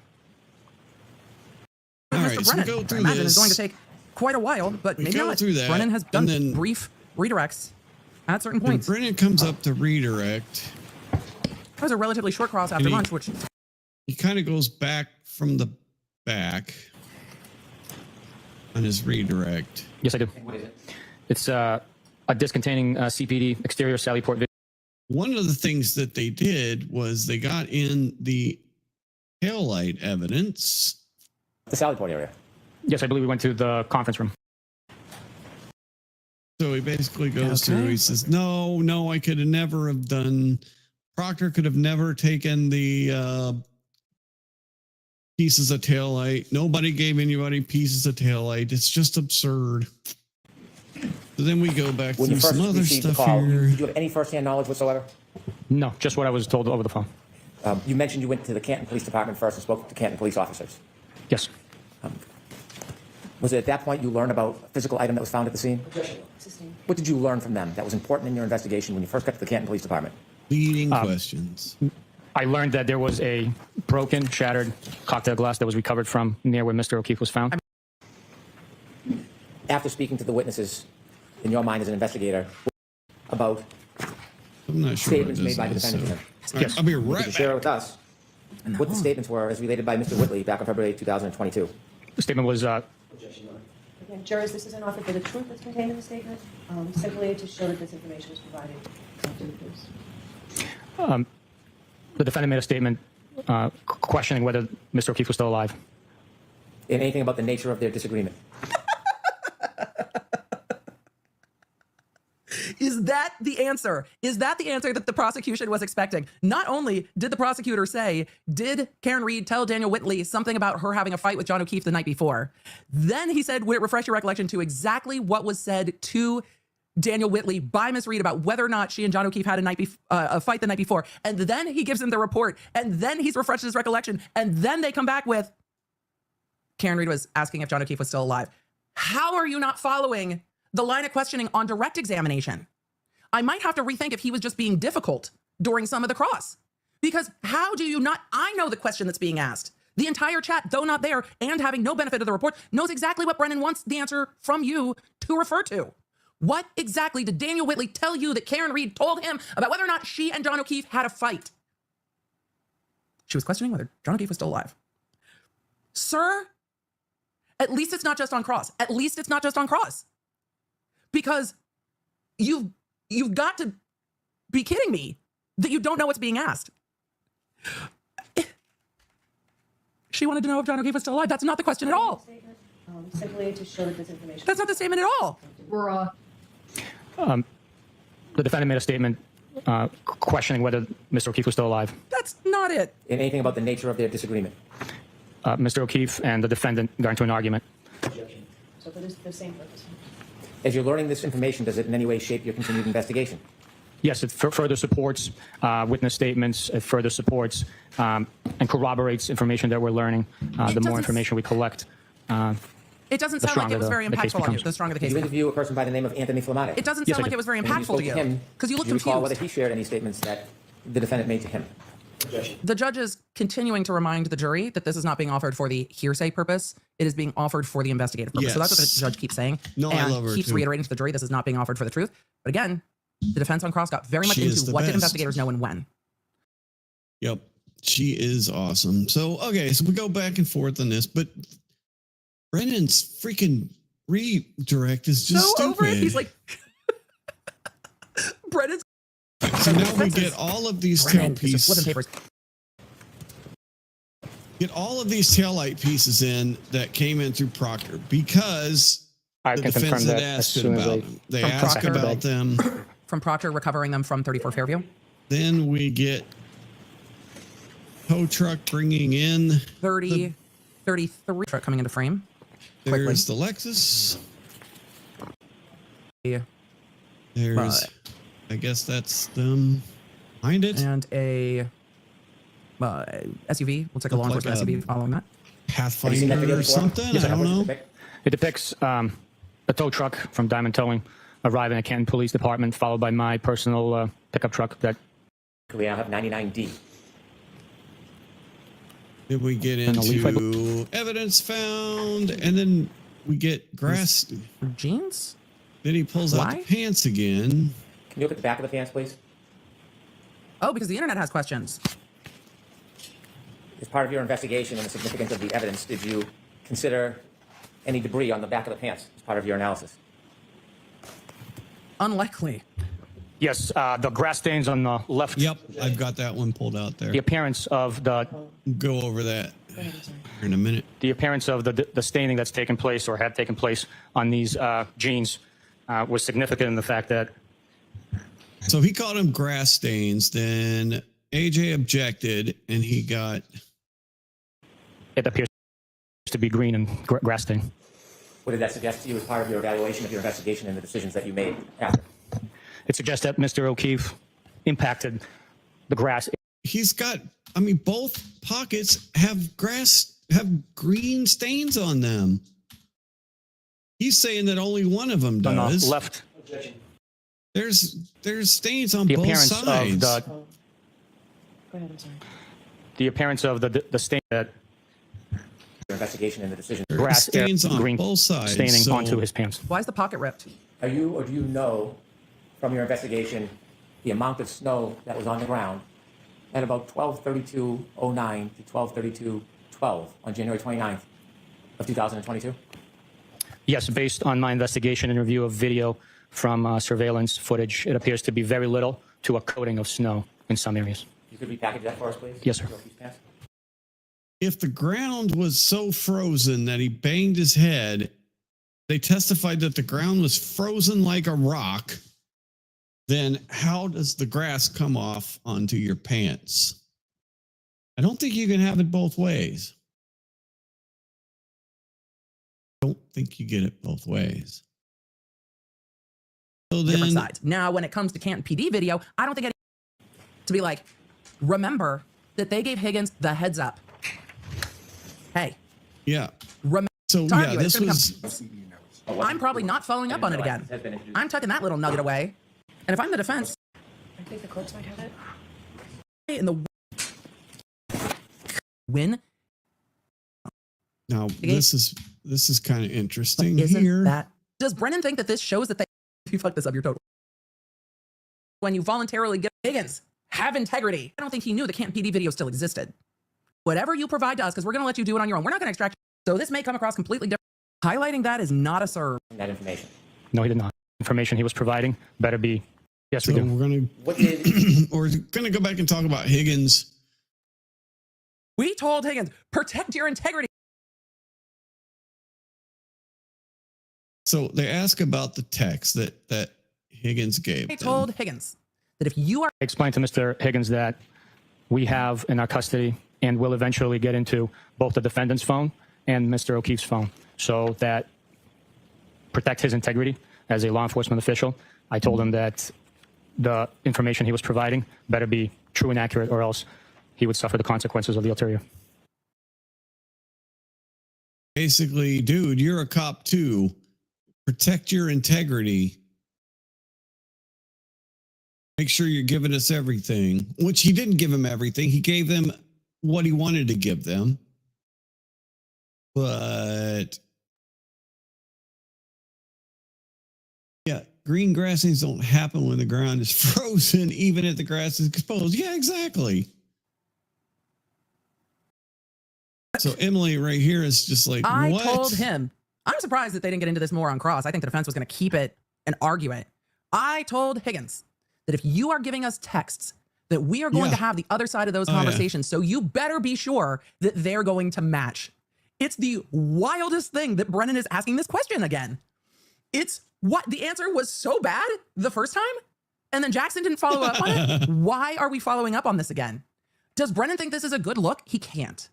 Brennan, you can't. He does. He does, though. He thinks that that's something the jury is going to think, oh, this guy, yeah, he has integrity because we told him, hey, we'll have the other text messages. You better make sure you keep those text messages.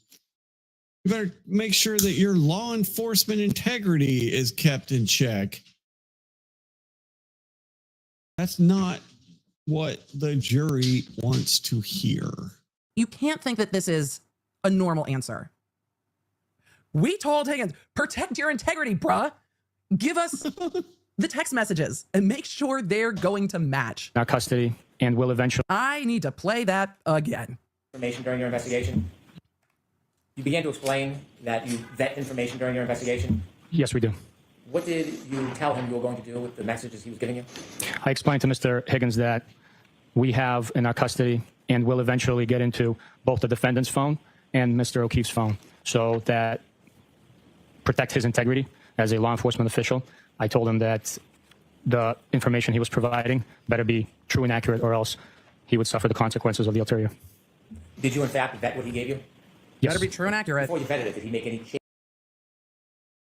But he only gave him selected information. You can give him his whole phone. Just the information that, implicated Karen Reed. And didn't even really implicate her, just said that she might have a Changes, additions, or subtractions from somewhat of a relationship outside of a relationship. Is there anything different from the alternative source, that being the defendant's phone from his phone? Not that I noticed, no. Or that exhibit or that document has been marked for identification. I'd like to introduce it as an exhibit. Highlighting that is not a serve. Protect his integrity. Because here's how it sounds to me. And maybe I've been watching this investigation too long and I've seen the first trial. Maybe it comes across as different to me. It may well just come across different to me because of what I know about this case. So this may come across completely different to the jury. And I just can't distance myself from it when we're talking about this, because it sounds to me like, hey, Higgins, we are going to be able to verify everything you provide us. So big heads up, big heads up. If you're going to provide anything, know that we're going to have the other side of all those conversations. So you need to ensure that whatever you provide to us, because we're going to let you do it on your own. We're not going to extract your phone. We're going to let you provide it to us. Whatever you choose to give us, better match, because we have it on different sides. Now, when it comes to Canton PD video, I don't think anyone thought that still existed. So when Higgins testified the last trial, and if he testifies again, when Higgins testified the last trial, I don't think he knew that Canton PD video still existed. I think, in fact, Higgins was probably confident that there was no video of him at Canton PD at all. I bet it was a big old shock to Higgins that there's, in fact, video. I think he is stunned. But it sounds to me like it was a heads up, big guy. We're not going to extract your phone. Do you a solid. But if you fuck this up, we're going to have to get your phone and everything else. So, be forewarned. That's exactly what they did. They gave him opportunity to not just give them the text messages, the stuff they wanted to put it into their case to make her look more culpable. But we're not going to look at anything else on you. It's so That's stupid. how it sounds to me. It sounds like a heads up. If you fuck this up, you're totally fucked. Just so you know. I don't see how Brennan looks at that through a different lens. I just don't. Does Brennan think that this shows that they all made sure that there was integrity in the text message? Because the text messages, I don't think, are the issue in this question. The text messages in this question aren't the issue. The issue for me is that you allowed him to just give you a snippet of what he wanted to give you. Like, that's the real issue. Not whether the texts all match. You let him just give you what you wanted. And whether he's got zero riz. Like, that's not the issue. Good. Thanks, buddy. We know you're cooperative. But isn't that the argument of the defense, that they didn't investigate? They were like, hey, buddy, just give us your text. It's fine. Just make sure that that they swear, because we're going to be able to verify them from the other sides of other phones. So if I'm the defense, I'm probably not following up on it again. I'm tucking that little nugget away to argue it. It's going to become pocket tots, and it's going to come back out at closing. It's pocket tots. Be like, remember, I have no idea that they what gave Higgins pocket the heads tots up. would be, but that sounds like pretty good. We'll be able to verify these. Make sure. All right. Make So sure that was that was the extent of the freaking his. That was the extent. Any evidence shaping your investigation that there was a motive to harm, hurt, or murder Mr. O'Keefe by Mr. Higgins? No, there was not. Well, recross will be interesting. I have no further questions at this time. Thank you, Your Honor. Oh, boy. Recross. Well, to Sharon at a, the defense is like, so you say motive, do you? Let's talk. Then it just goes, whoop. You were just asked about Brian Higgins in your interview with Brian Higgins. Where did that take place? The defense is like, so you say motive, do you? Let's talk about that. in Sharon at a, an attorney's office. At his lawyer's house, correct? Oh, this just gets better and better. Oh, that take place? Oh, boy. In Sharon at a, an attorney's office. At his lawyer's house. At his attorney's office. Oh. I'm not sure if he resides there, but it was an office. With his lawyer present, correct? Yes. Do you find that unusual? Objection. Sustained. Look at him answering just directly without any fluffer Any evidence nutter or of whatever. Brian Higgins having a motive to murder John O'Keefe. Just a few minutes ago by Mr. Brand, right? Yes. I mean, seconds ago. And you said, no, I didn't find a motive that Brian Higgins would want to murder John O'Keefe. Is that right? That's right. What about a motive to confront him? About a girl he was interested in. Did you see that? I believe the text messages speak for themselves. Everybody heard me read them out loud. Yep. So. What about just a motive to confront John O'Keefe? Well, you know, the text messages speak for themselves. What the hell is that? You were just asked about your opinion, whether or not there was a motive that you found for Brian Higgins to want to murder John O'Keefe. I'm asking you a different question. Did you, in your Brennan walked this witness right into this. Find a motive for Brian Higgins? Yes, he did. Perhaps want to confront Brennan screwed this up. There's a reason Brennan didn't come back up, because he knew, all right, I'm done. I can't. If I go back up there and ask him anything, I'm going to screw it up again. That's what he thought. Because of jealousy.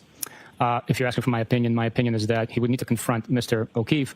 Mr. O'Keefe was not the one pursuing Mr. Higgins. It was your client that was pursuing Mr. Higgins. Okay, so, well... Unless, perhaps, because you said on Cross like 700 days ago that John O'Keefe and Higgins were buddies. So unless John O'Keefe wasn't pursuing him, but do you know that John O'Keefe didn't say to him, yo, fucker, why are you texting back?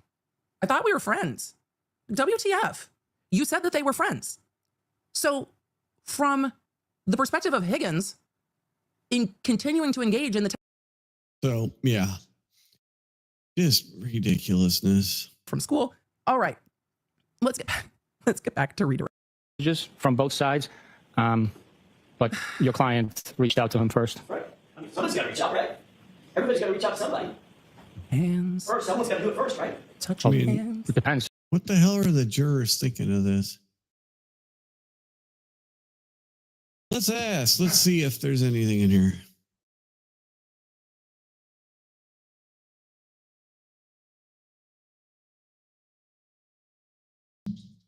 So, yeah, this is all during the read stuff.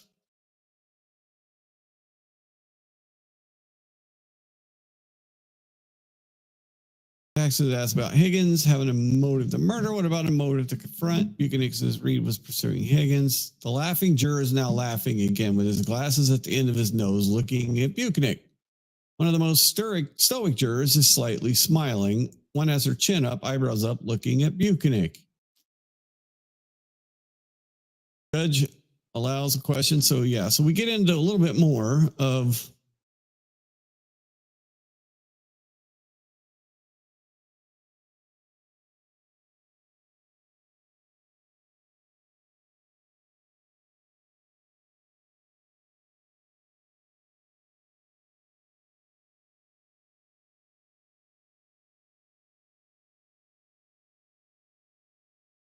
so then they're talking about the, you know, the confrontation at the end of the video.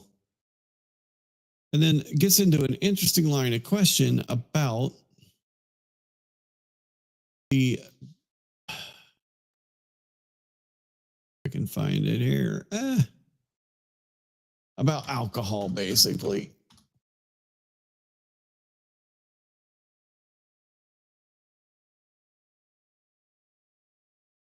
So basically, just drinking, here we go.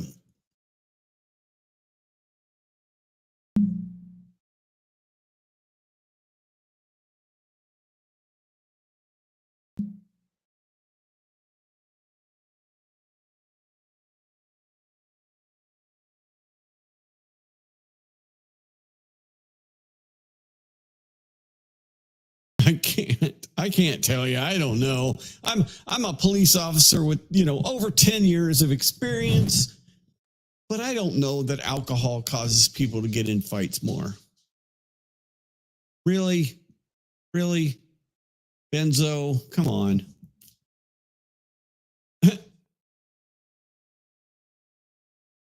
Yeah.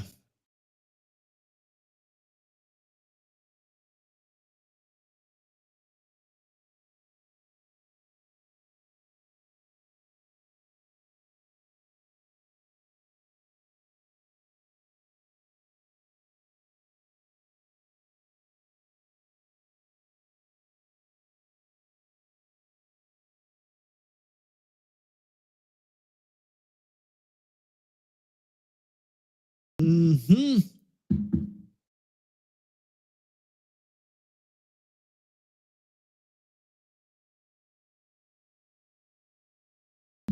Yeah, so now we gotta ask the jury, do you mind staying a little late? Which of course is just, you know.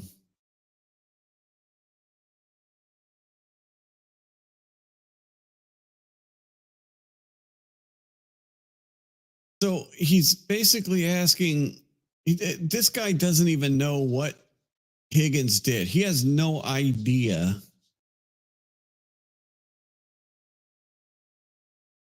what he did. This shows how crappy this investigation was. All right. So then the very last thing he gets into, the 36 steps on John's phone right at the end. This is very interesting here.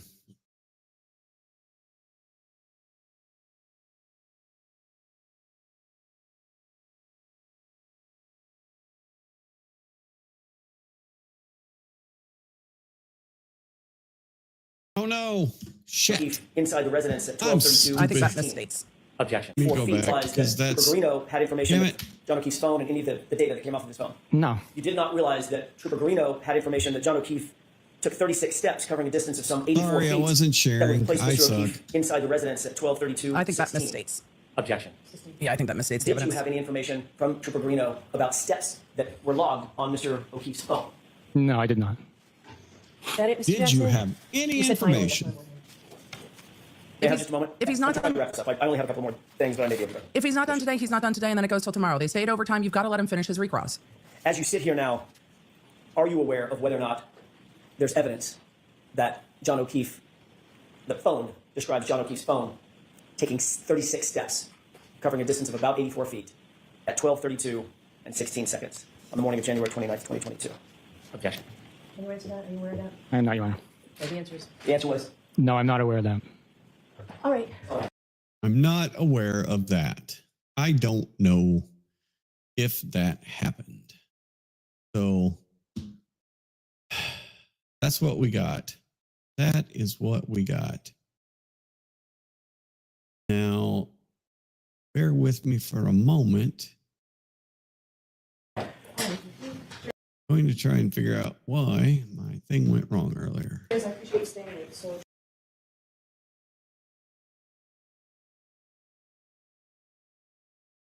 Return.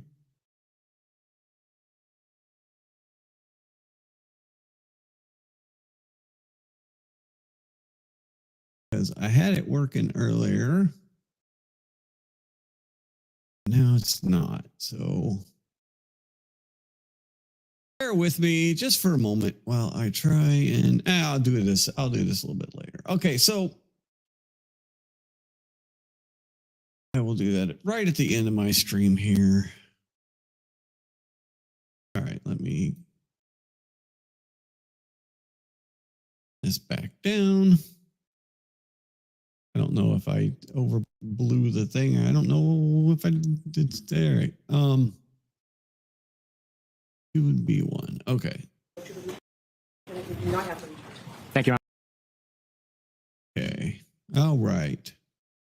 Thank you. Okay, you're still hearing that. Okay, so this was the lawyer you know today. I'm sharing the tab. I shared it. I remembered. This was what he thinks. Now, there's been some really egregious stuff in this trial, but he thinks this is probably the most egregious thing that he has seen so far, or the single worst decision that Cannone has made here. Maybe the single worst decision Judge Cannone has made in the entire trial. Maybe. I pointed out you're not a medical examiner. This is what we call the opposite of tendering an expert, right? It's like you went to medical school, you were an ME for this many years, you studied this, you've seen this many car accidents, this many dog bites, et cetera, et cetera, et cetera, right? That's when you're setting up, okay, now let me. And she has said all this trial, that in order to make a medical diagnosis, that you have to be a medical expert or a medical person. To have a medical opinion, you have to be a medical professional. Let me ask you your medical opinion here. Instead, he says, you're not a medical examiner. I pointed that out on direct, right? Yeah. But here I'm going to go and ask you your medical opinion of what the injuries looked like. And Alan Jackson correctly and timely objects, and Judge Cannone overrules it to allow him to testify to something she said you had to be a medical doctor last time to testify to. And this time, multiple experts have been tendered to that, and they have to be voir dired, and they had to be objected to, and Dauber challenges for her to make these decisions. Yet, Yuri Buchanan, English is his third language, but medicine might be his first. We didn't ask him what language 1 and 2 were, right? Like this was wild to me that Judge Cannone allowed him to testify to this. I am not now. In your experience, when you looked at Mr. O'Keefe and had a chance to study his body, what impression did that leave with you? Study his body. You had the opportunity to study his body. That's what he questions. That's the question. With relative to your investigation. God. You had the opportunity to study his body. What impression did that leave you with? What? What is the causation of his injuries is the appropriate question for an expert.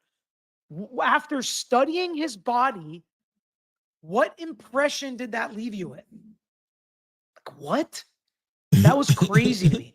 People can say bias, Bev. To me, I would use, I'm not going to say what I would say, but it was almost just like, it was an unintelligent decision by her.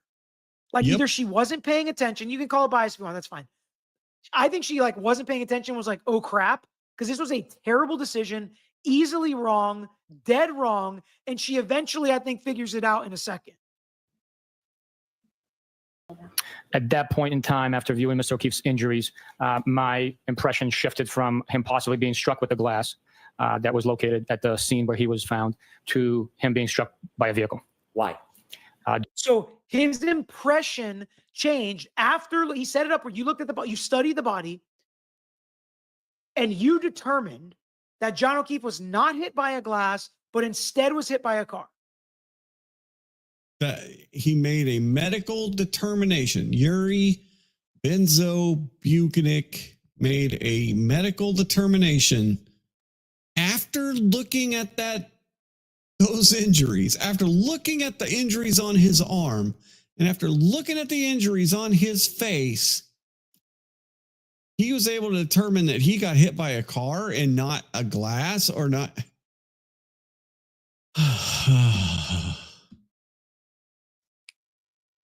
John said she kind of corrected herself. I agree.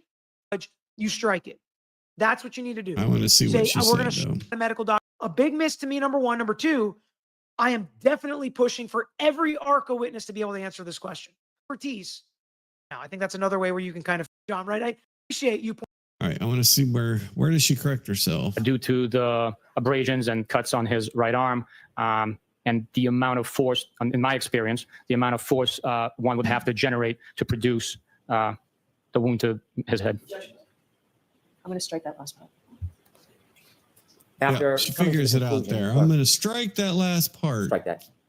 After making your observations and your... After coming to the conclusion, it's like the medical conclusion, or what did you mean? And then he's like, strike that. Determination. Determination. Did your focus shift at that point? Yes, it did. Where did you want to go next? I wanted to observe the vehicle that... So ridiculous. So ridiculous. Yeah, no, exactly. I mean, it's beyond ridiculous. She is absolutely 100% biased out the yin and the yang. There's no other way to describe it. Okay, now I'm going to play with it. All right, we're almost done here. I'm going to try and adjust my audio for a moment. Please bear with me while I mess with the audio here. So I want my audio output to be, try the auxiliary output first. And I got to find it. Okay, now let's see if I can hear it and you can hear it. Hey. I'm trying to get this right. And of course, no, I cannot hear it now. Damn it.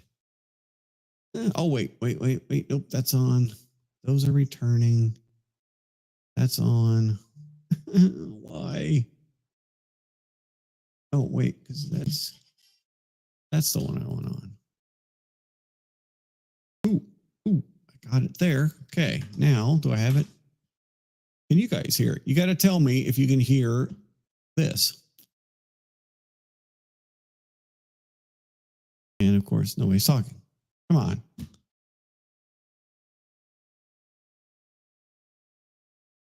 Nope, you cannot. You cannot. So, okay, let me try a different one. Cable A.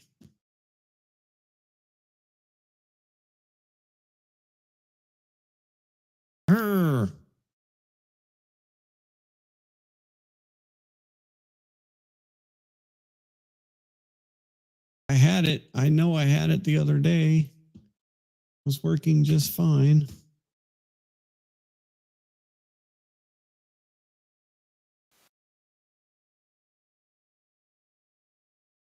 Okay, let's try.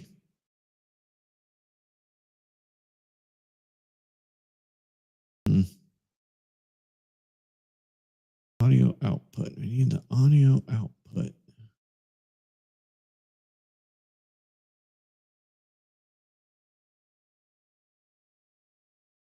That is cable A output.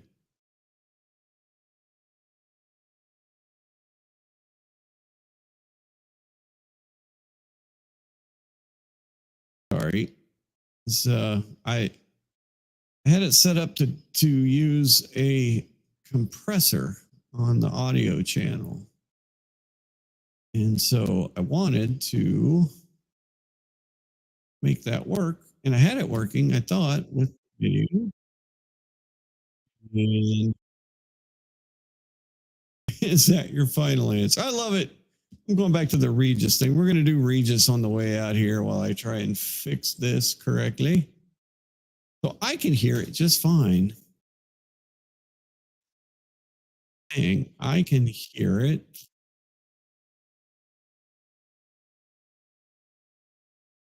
I can hear it, but you guys can't hear it because I can see that going. Okay. So, is that your final answer?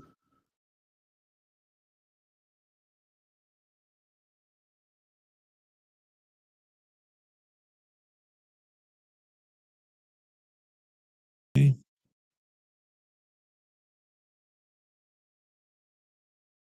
Oh, come on. Why are you not working?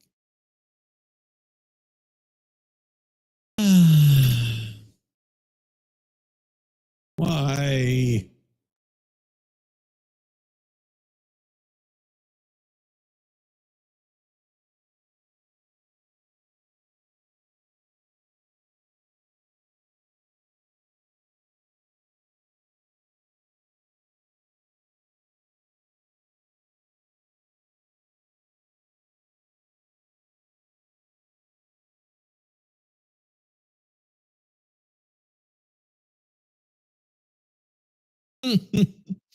Yeah, I know. I could. Yes, this just isn't going to work. Is that your final? I love it. Is that your final answer?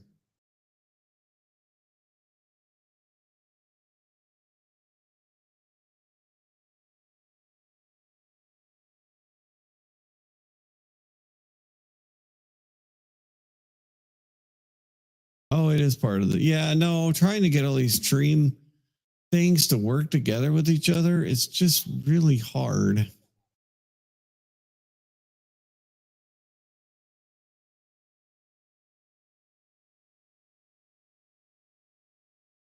That should be giving you this. It should be. Oh, wait. Wait. Is that it?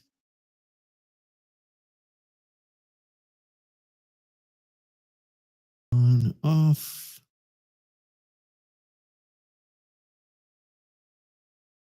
Should be post fader. Man alive.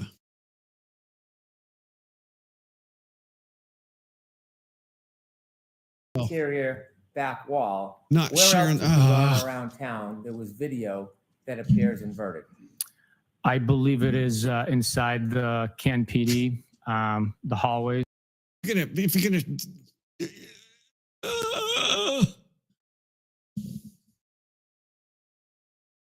Possibly. And if I am not mistaken, I'm a better video other editor locations than I am within the town of Canton. A streamer and a producer of my stream, because obviously I can't produce my stream correctly. Is that your final answer? I wasn't finished, but there it is. It's there. How's it sound? Is that your And final that's the answer? question. How's it sound? Like this is what's that? I'm gonna have to see here. Let's see. What's that millionaire? And learn whether or not there's any other video. Go back to EDB and her interpretation of the final answer.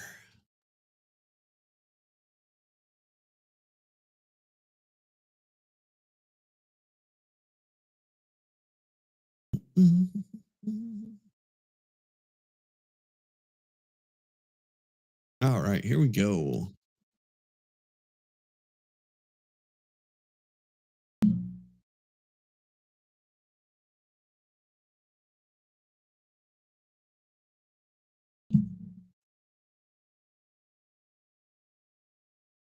I'm not hearing it. I'm not sharing. Oh my God. Side to it. Stab I myself don't in know the what he means by face. lens. I don't know if he means hardware or software. I don't know. What we heard from pretrial hearings is that there were I'm other gonna stab videos that myself. were, Not really. in fact, inverted. The answer. And those were I'm just kidding. It's Discovered a joke. later. Oh, that I believe doesn't it is sound bad. inside Doesn't sound the too bad Ken at all, PD. does it? Where else did you learn around town there was video that appears inverted? I believe it is inside the Ken PD, the hallways, possibly. And if I am not mistaken, the other locations within the town of Canton. Yeah, and that sounds good, doesn't it? Ask the question. No, is that your answer? Is that your final answer? He wasn't. I wasn't Is that finished, your but yes. final answer? It's. We're not phoning a friend. Is that your final answer, Your Honor? All right. And they're going to sidebar to talk about the fact that there were other cameras that were inverted. Having a lens installed wrong, I think, is the first time we've heard that, or a lens applied to it. I don't know what he means by lens. I don't know if he means hardware or software. I don't know. What we heard from pretrial hearings is that there were other videos that were. Oh, that sounds really good on there. Okay. Let's see. Because I'm still hearing a little bit of this stuff here. So.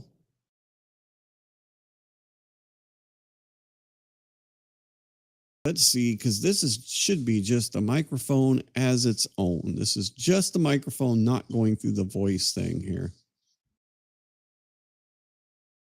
Oh, that sounds really good. So that's microphone not going through the voice meter. Okay, and then let's do this. This is microphone going through the voice mod. That was doubled up. That's crackling a little bit. That's got a little bit of crackle in it because of the voice mod.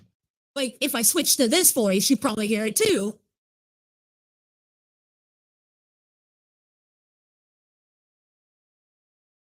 Yeah, there's crackle in there in that voice. Is there any crackle in here in this voice? Because I don't hear this voice, but you do. Ooh.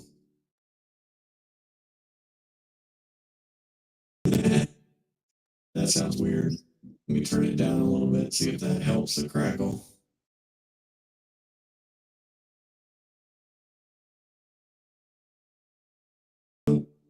Nope, it does not. Sounds like more crackle.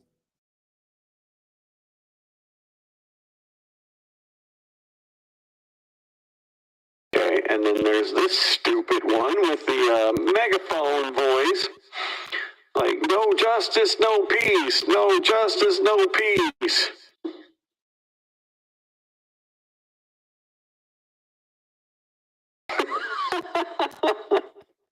Yeah, I know. Okay, I think, I thought the voice mod thing was cool for a day or so. All right. Damn it. All right. I think it turned that off. Sorry.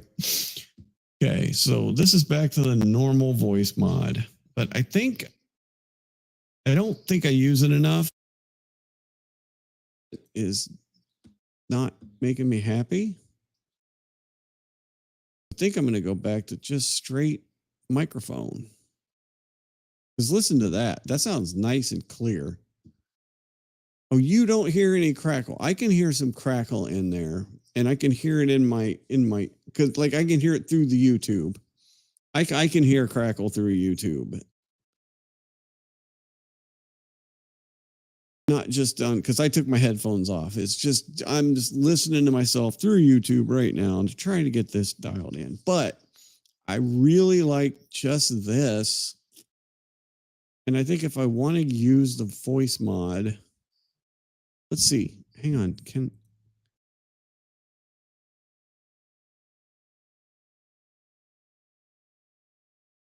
All right, let me try this and just clean mic. Now, what does that sound like? This is clean mic through voice mod.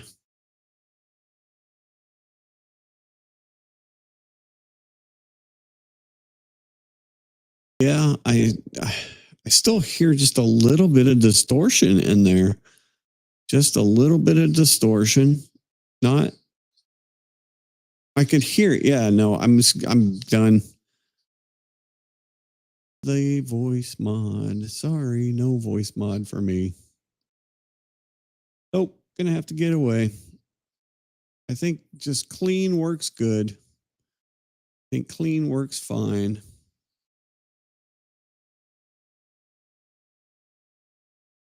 All right, now I'm going to try something else. So bear with me.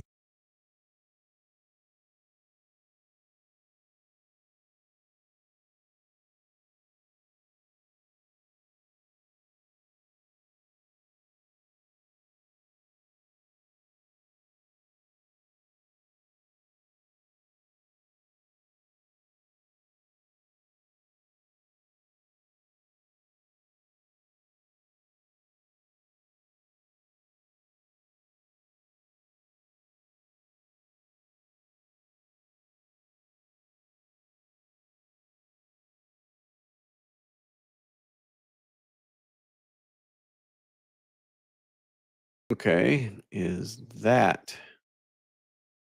Nope, not voice mod. Nope, nope, no. Oh, okay, that's the voice mod though. Oh wait, but that's working. Why is that working?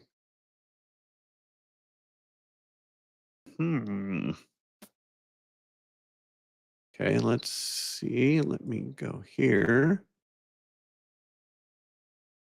Breaking me.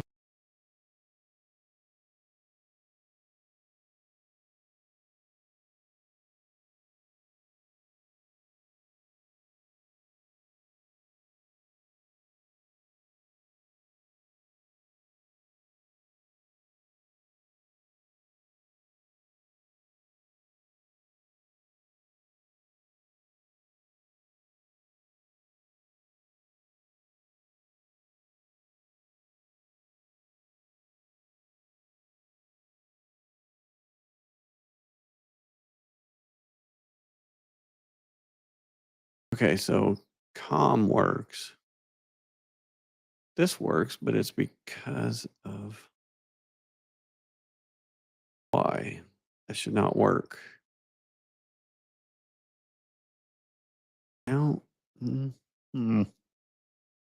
I know this is engaging. This is super, super engaging, but it is, you know, it is almost 1 o'clock on the East Coast. So I appreciate you guys hanging out with me while I try and figure this silly, stupid stuff out.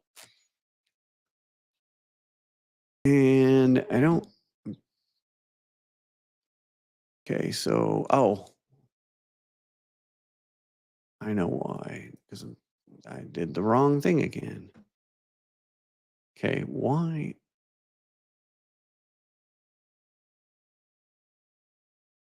All right, and I just want you to go away for now. Okay. All right. Ooh, that worked. That worked. Oh, no. Shit, I changed the wrong thing. Damn it. Oh, but that's working. That works. It works.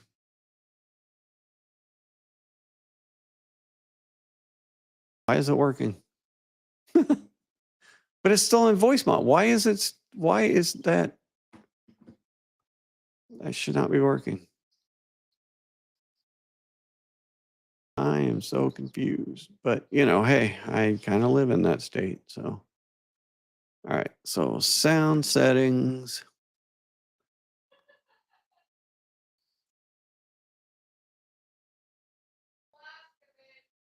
Yep, I know. Okay, so I'm just going to go with the microphone. Microphone, sure, SM7.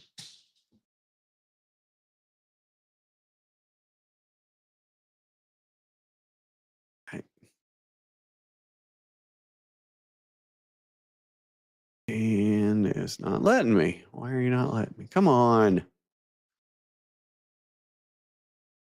There we go. Okay, now let's try that. Now let's see if my voice goes away. It probably will go away. Oh, it didn't go away. It did not go away. And am I still there? Am I still there? I'm still there. I am still there. Seems like it changed a little bit, doesn't it? It seemed like the sound a little bit. And I'm getting all of the, okay, all right.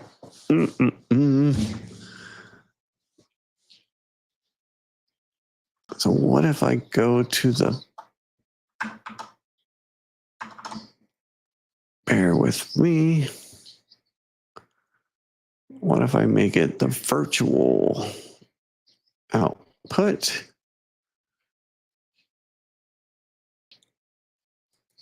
All right, let's see if that does anything here.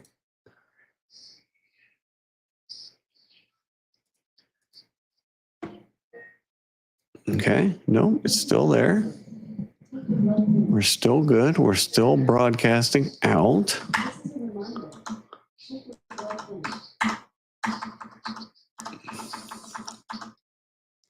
I think you're hearing most of my noises, though. You're definitely hearing my keyboard.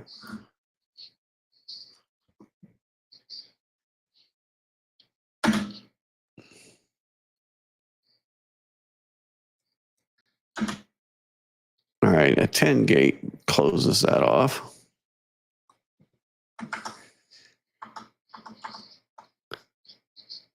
This is a loud keyboard too. That's the problem with this keyboard, it's loud. All right, where's my stream at? All right.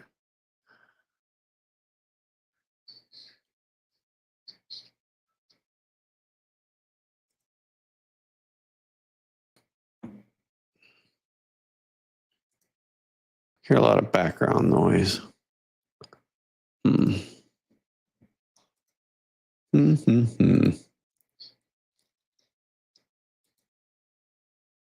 right.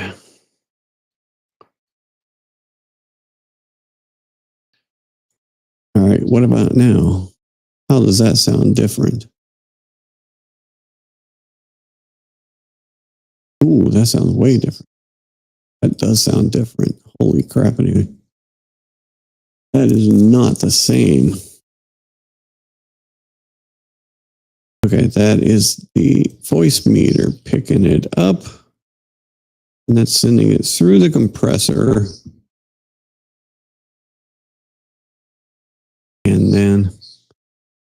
And the EQ. So let's turn off the EQ.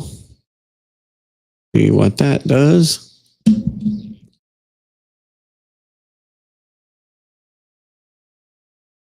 Oh, that brings it down a little bit. I can see peaking there too. Oh yeah. I am peaking this compressor. And then if I really say something, what happens? If I'm really start yelling, what actually happens?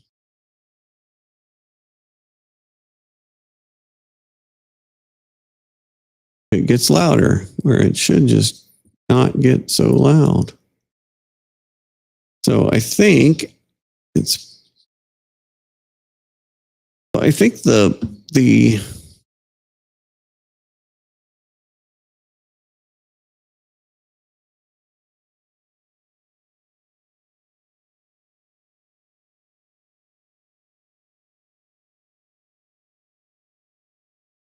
Okay, I think I'm going to send it out through just the regular mic, not through the compressor.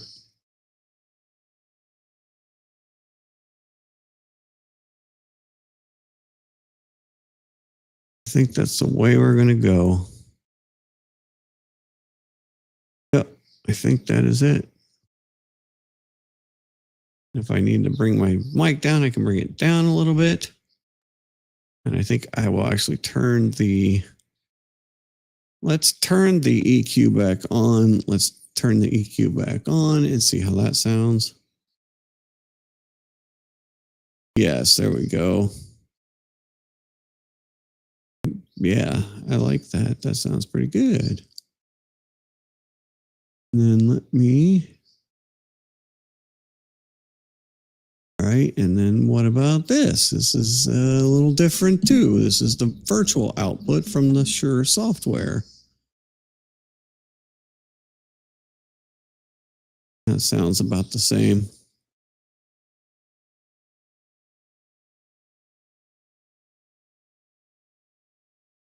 All right, and then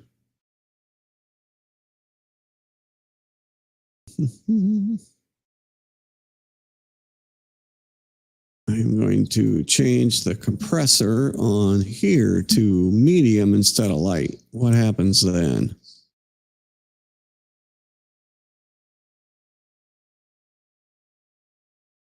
Feels like I've got just a little bit too much high end. Now I'm critiquing my actual sound. Guess I'll put the other Let me put the other headphone in. Since we're doing this all the way, let me put the other one in and really critique my voice.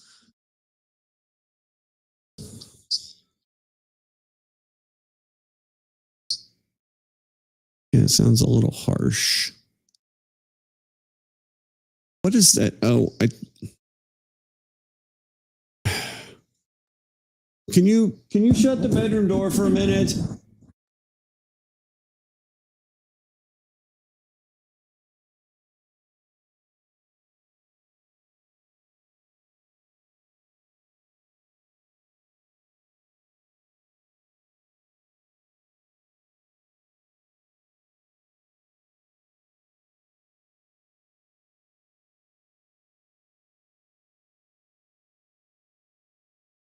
Oh, I hit mute on the microphone. I kept hearing this thing, and I'm like, what am I hearing? And it was me going through Kat's microphone, or through Kat's iPad, and then coming back through the microphone.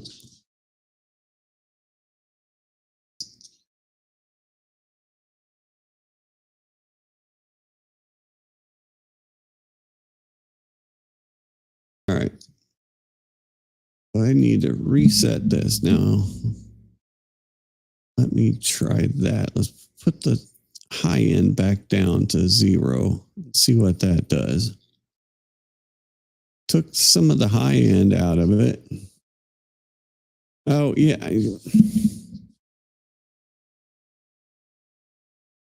Oh, that sounds pretty good, actually. I'm going to drop off some of the high end there. Let's drop off a lot of the high end in my EQ. The S out of it, that really high-pitched, squealy sound.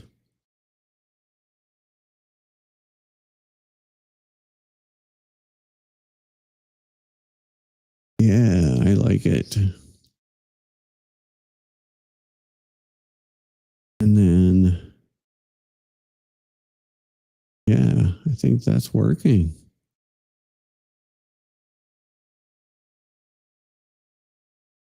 I think that's sounding pretty good. Yeah, no, so I played drums in a band for a long time, and then we also I did sound for quite a long time too. So we did live sound for other bands and stuff. And so I hear these tiny little things. And I'm wondering if there's a de-esser on this.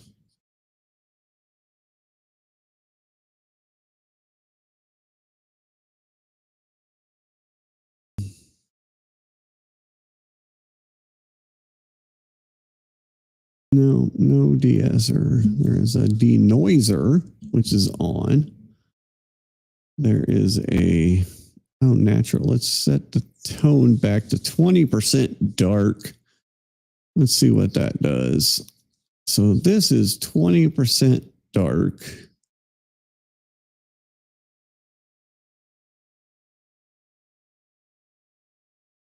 And see what that sounds like. How does 20% dark sound? And if I'm trying not to make S sounds a lot. So let's see what that does.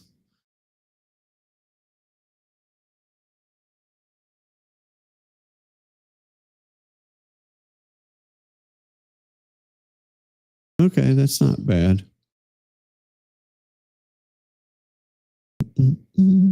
I like it. All right. I think we're making progress.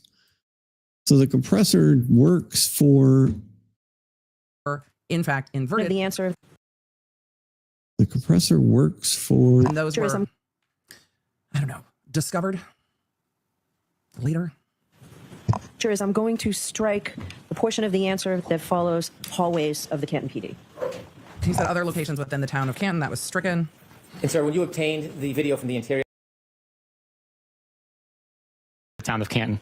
And Ask the question. No, is that your answer? Is that your final answer? He wasn't. I wasn't Is finished. that your final answer? We're not phoning a friend. Is that your I'm final answer? just- Your Honor. All right, and they're going to sidebar to talk Yeah, about the fact that there I were other can't- I know.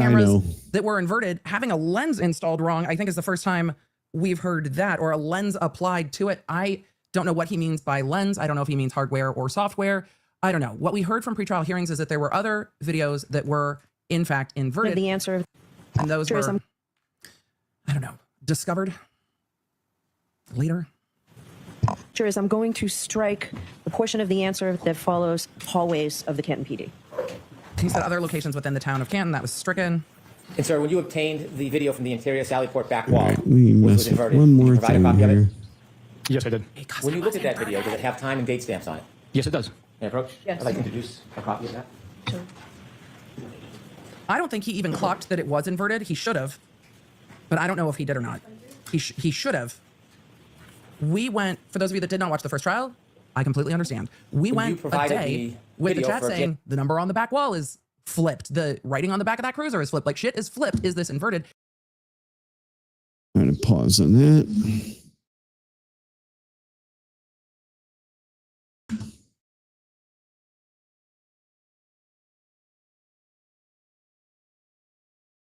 Okay, so changing that did not make any difference to the sound. And me saying, well, the Commonwealth should address it. The Commonwealth should address it. And then we got to cross, and Jackson was like, yo, this is me summarizing, that shit's flipped. And it was like, yes, it appears to be a mirror image.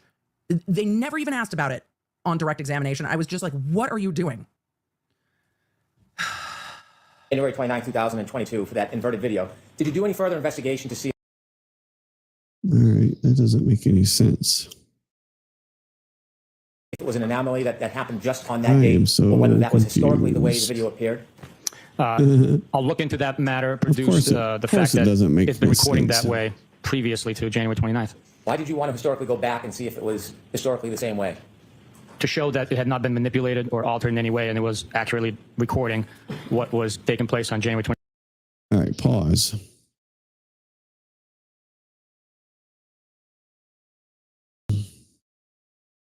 So that's coming straight into the thing.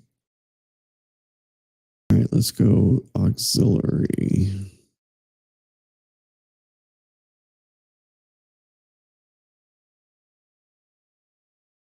Now let's see. Can you hear anything when I press play? 29th, 2022. It was As accurately part of the recording flipped. investigation, was the video taken from? What strains credulity in my mind, and I don't think they'll get into this with the jury, is Okay. how Yes. were you able to go back beyond Yes. January 29th and check that video when we were told in multiple motions that that video all overwrote Okay. in 30 so- days? So if the video overwrites in 30 days, how in 2025, which the jury does not know, can you go back and look at video prior to January 29th, 2022? I have questions. From January 1st, 2022. Yes. And is that before January 29, 2022? Yes, it is. I'd like to approach and move to introduce this. Will the jury know that? Probably not. Might it come up in recross?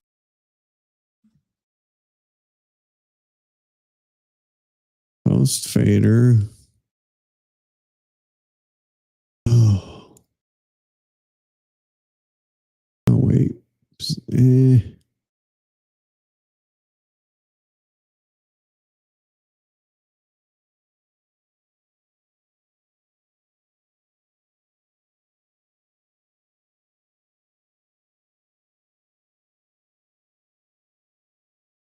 Oh, man, I'm so confused.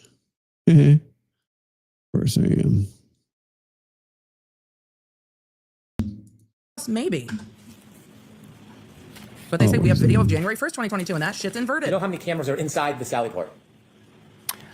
I don't know exactly. I know that there's at the very least 2 inside of. You were shown a still photograph, not from the inverted video, but from a different video or From the different other camera. Yes, sir. Do you remember that photograph? I do. You were asked about gaps in time. Mhm. Do you know what the...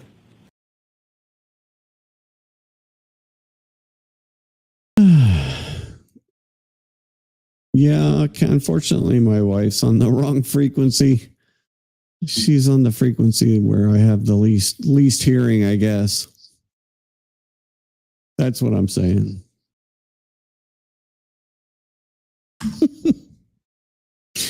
Damn it.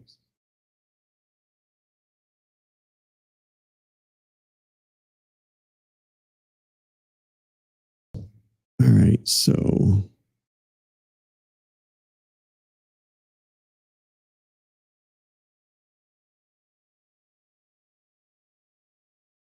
does that work? Health was of that camera around that time? I do not know. Did you? I mean, was it having its well obtain and checks? look at video from Yeah, that camera? it does.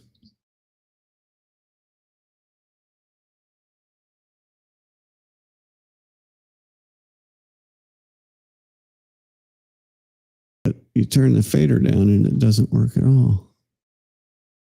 Okay, I know how to test this shit. Camera. Yes. That camera looks like shit. May I approach? Yes. I'd like to introduce. The health of that camera, poor. Have you look at the before use if you recognize what that is. Yes, I do. What is it? That camera was It's just the like John Sallyport 5 is videos, alive, I the suppose. original that disc. video Or, is in worse I'm shape driving than published Wall-E on at the end of the movie. No judgment. I know, it's easy for me to be picky about the weird way he asks a question. It's a weird way to ask the question. You saw that dark photograph. You later saw a picture that was clearer. It's a You asked shit questions. camera.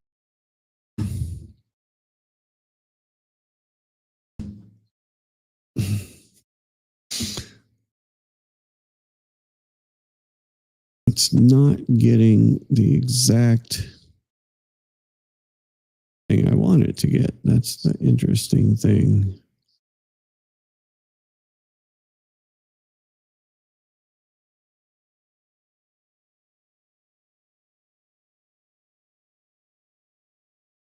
It's going out, but there's nothing Mhm.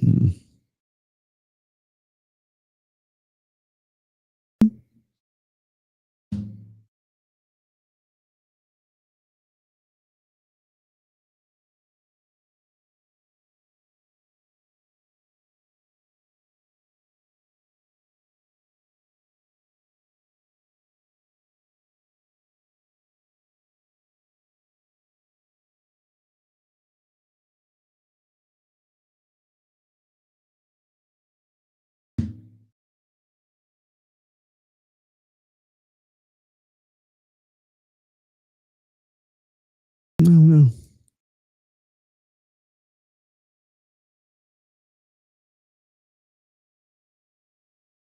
I said, oh no, I just clicked the wrong button was all. Why won't that let me? What the frick?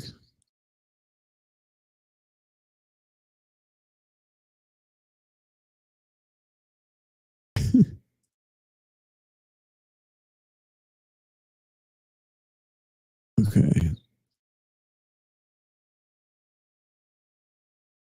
Voice meter input use for default. Use for both of those defaults. Okay.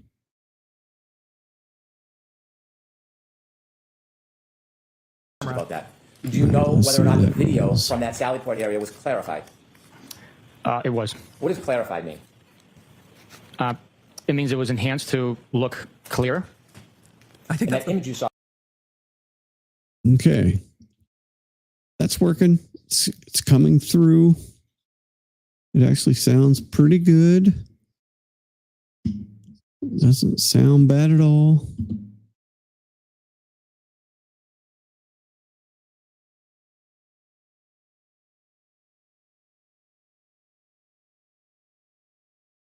Picking up too many background noises, but that's all right. Yeah.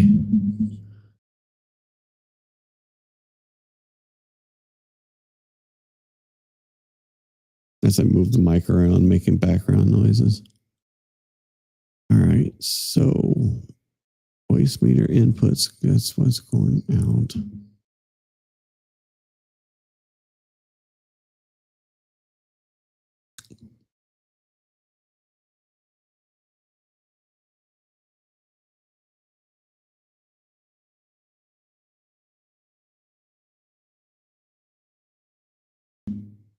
Was that a clarified photograph taken from the video that was not clarified? It appears that way, yes. Your Honor, Do you no know who cap. That camera clarified needs to the touch video? grass. I do not know.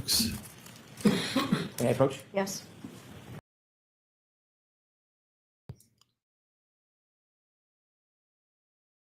Okay, wait till it goes off. Now hit the start button and see, does it come up now?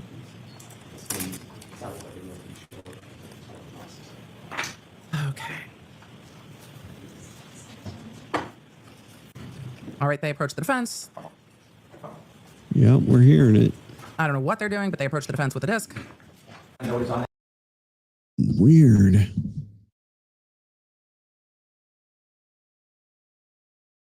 Trying to figure out why it's working. That's my issue right now, is trying to figure out why this is working. Because when I turn the fader all the way down, it shouldn't be working. Okay, so what are we doing? So we're doing the auxiliary input. All right, we're gonna back up as this disc gets emitted. I don't know if we'll see any of these. Oh yes, we went full cringy Gen Alpha slang. I do have a 13-year-old. All right, and so even though I don't hear it on my headphones, I still hear it in the stream.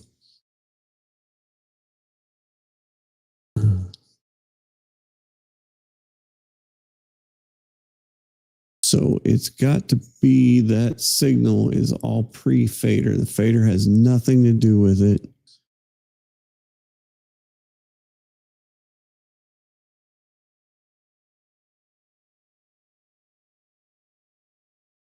All right, so next test. Let me bring something up on.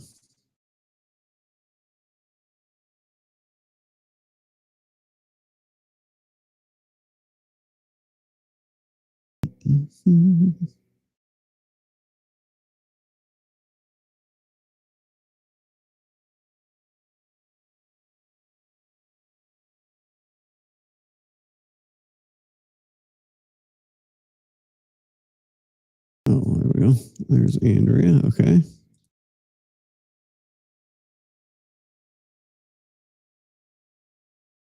Okay, so now I'm going to share screen, entire screen, that one, and give me the audio.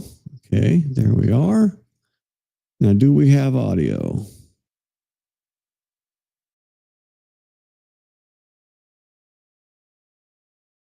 No. No audio. But, oh wait. Now do we have audio?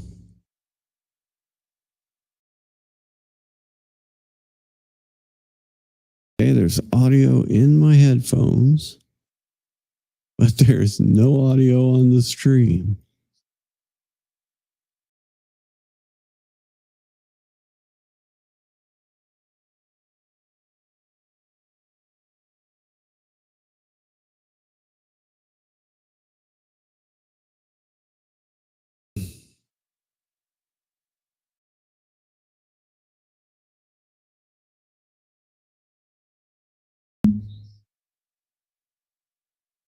There is definitely audio in my headphones. And I can see the audio going up and down. I can see the little thing going up and down. The meter, as it were. But there's no audio there.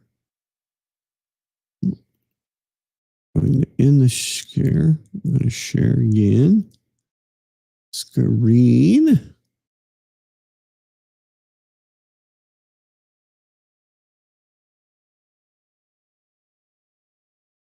Screen 2. Also share the audio. Share that.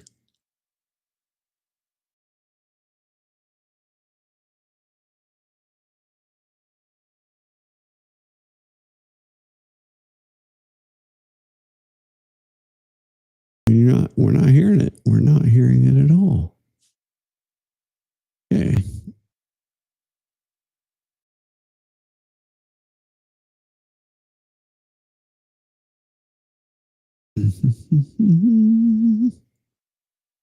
Now I'm humming to myself.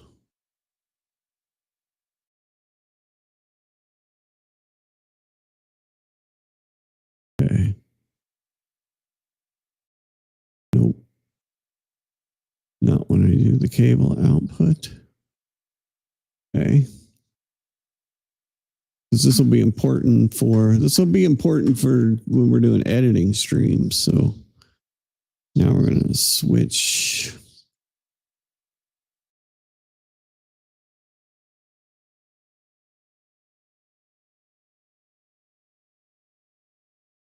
Okay.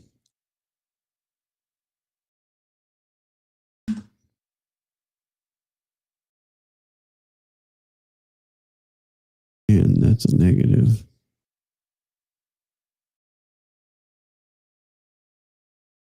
Wow.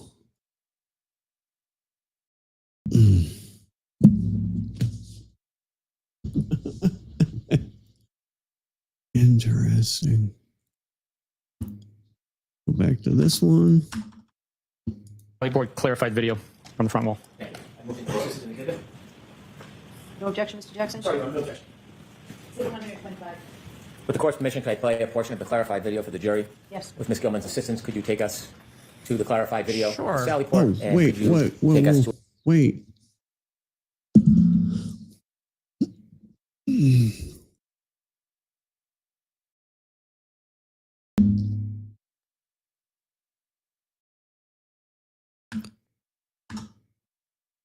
Firefox video Firefox video won't share, but when I play this, with the same share, camera? it works. I think this is the super dark camera that the defense just showed. Why? That's really silly. I don't know if I would object to that if I was Jackson. I think that's a good answer. Prior to even seeing Karen Reed's car, the theory had.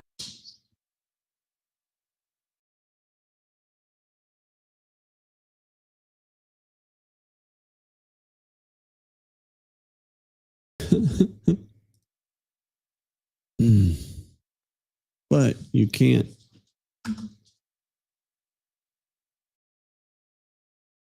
But that won't share the audio.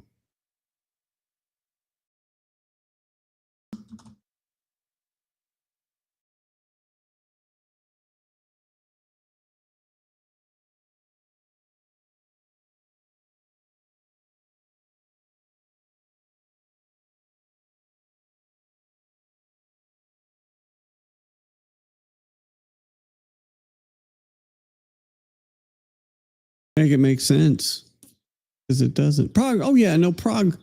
Yeah, exactly. Well, let's just test it. Frick it. Just test it right now.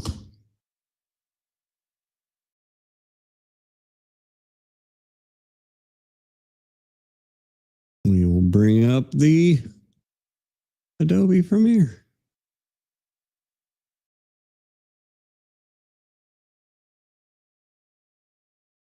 We go hardware.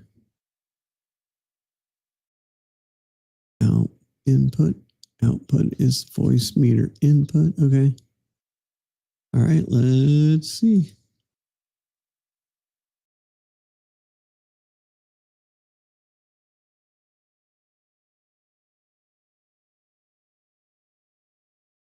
Oh.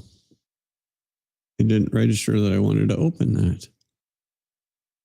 This is my current scene that I'm working on.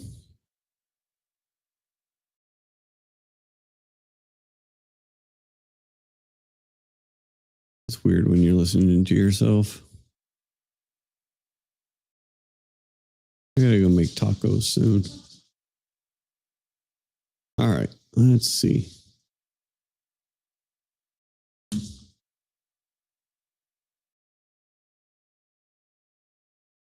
We got any?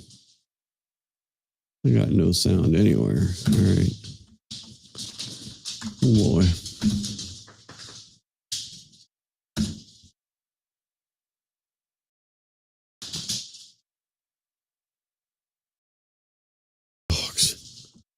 Dogs walking around. You can hear them in the mic. Oh my God.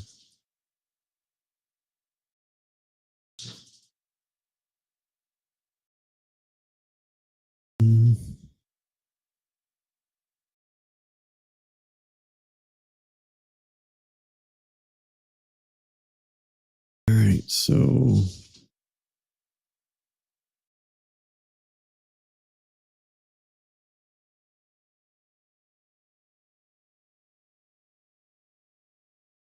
Bring up the mixer.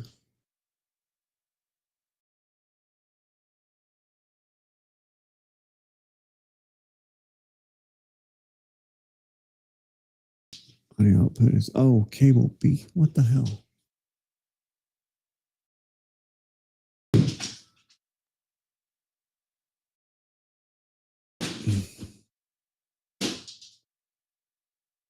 Oh, I changed that. All right, maybe that will do it.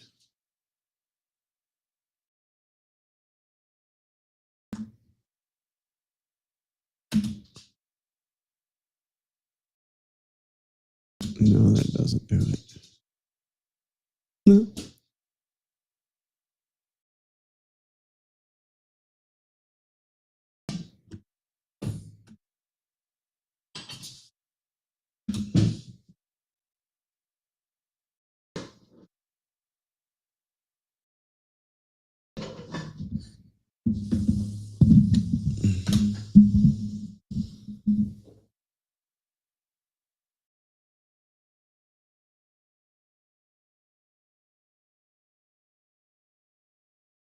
Holy crap.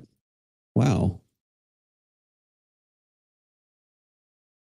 And everything just freaked out. Everything really went wacky there. It just dropped everything off the stream. That's so weird. Yeah. Yeah, I know it did. It just went poop. Everything disappeared. All right. So.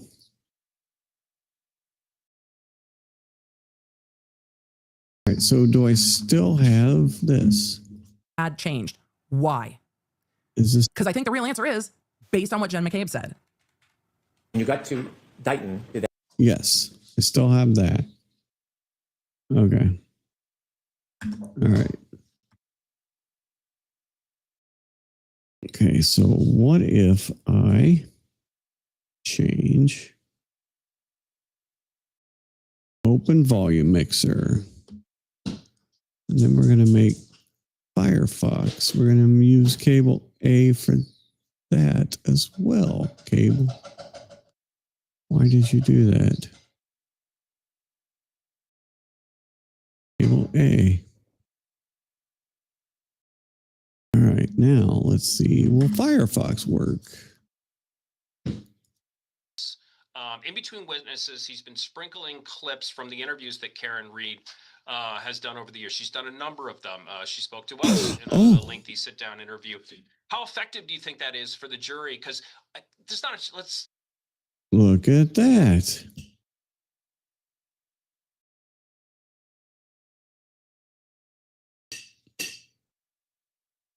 And I think that's sort of my understanding how they got to murder too, listening to those voicemail messages, and now they're being played talking. You know, is that an inference that the jury Why is this guy talking all the time? What they use on him, how they question him. He's obviously a hostile witness. To me, they should be able to use a very robust set of questioning, as Judge Cannone likes to use in this case. Because his mic was like, what in the world? Right? I'm like, why does he sound like that? Okay, all right. So, cable A.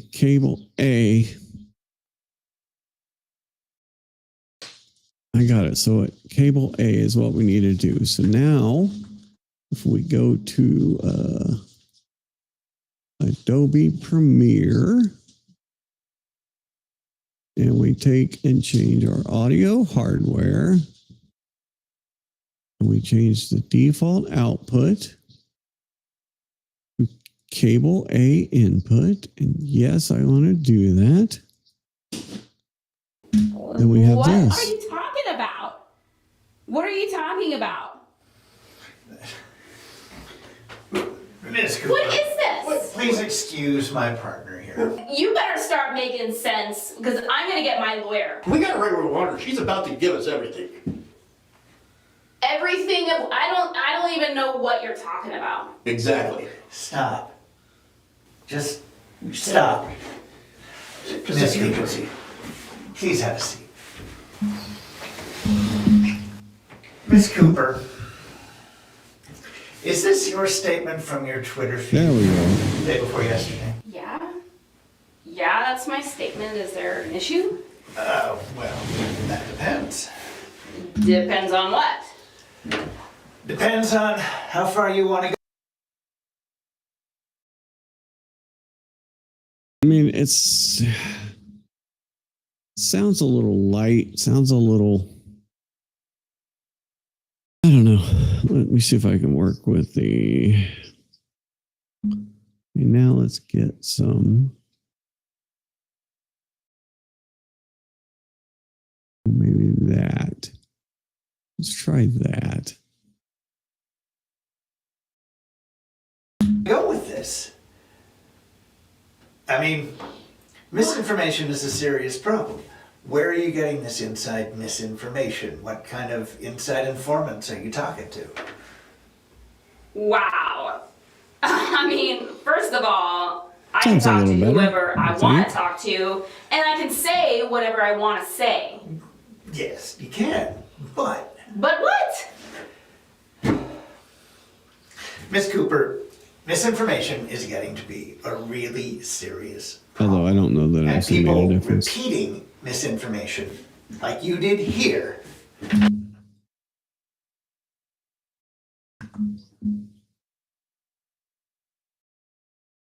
No, it didn't. That thing did not make a difference. Mm-mm.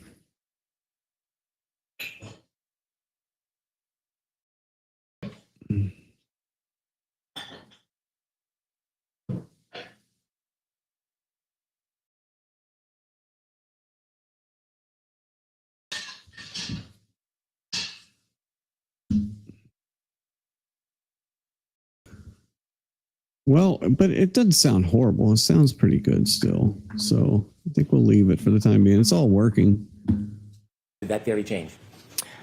I backed it up. Prior to our arrival to Dighton, the theory had changed. Based on information you received from Jennifer McCabe? Objection. Sustained. What was that based on? It was based on information I received from Jennifer McCabe's phone conversation. Right. And what was that information? That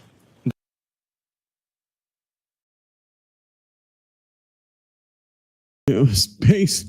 Did it change? Did you stop looking at the fact that he has maybe gotten in a fight and look at the fact that he got run over by a car? Well, yeah. Why? Because Jennifer McCabe told us.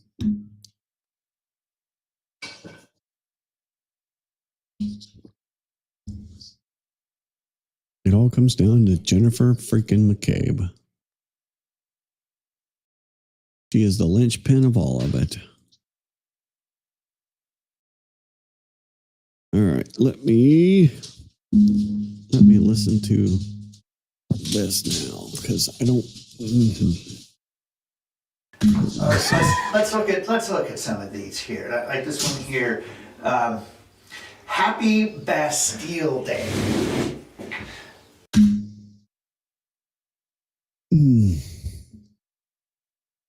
Yeah, I still might have to mess with it some. I still might have to mess with it. I don't know. But we shall see. Because it's always, the streaming thing is always a work in progress. You never get it exactly like you want it. Until you do. I mean, I think the mic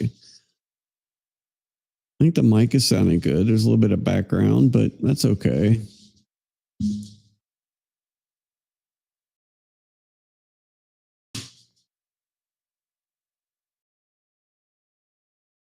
But the audio, I don't know. We'll see. We'll keep messing with it. I will, mess with it a little bit tomorrow night. But anyway, okay. Well, that's an extra long stream tonight. We did some trial and then we did some, technical figuring it outers. Oh, and then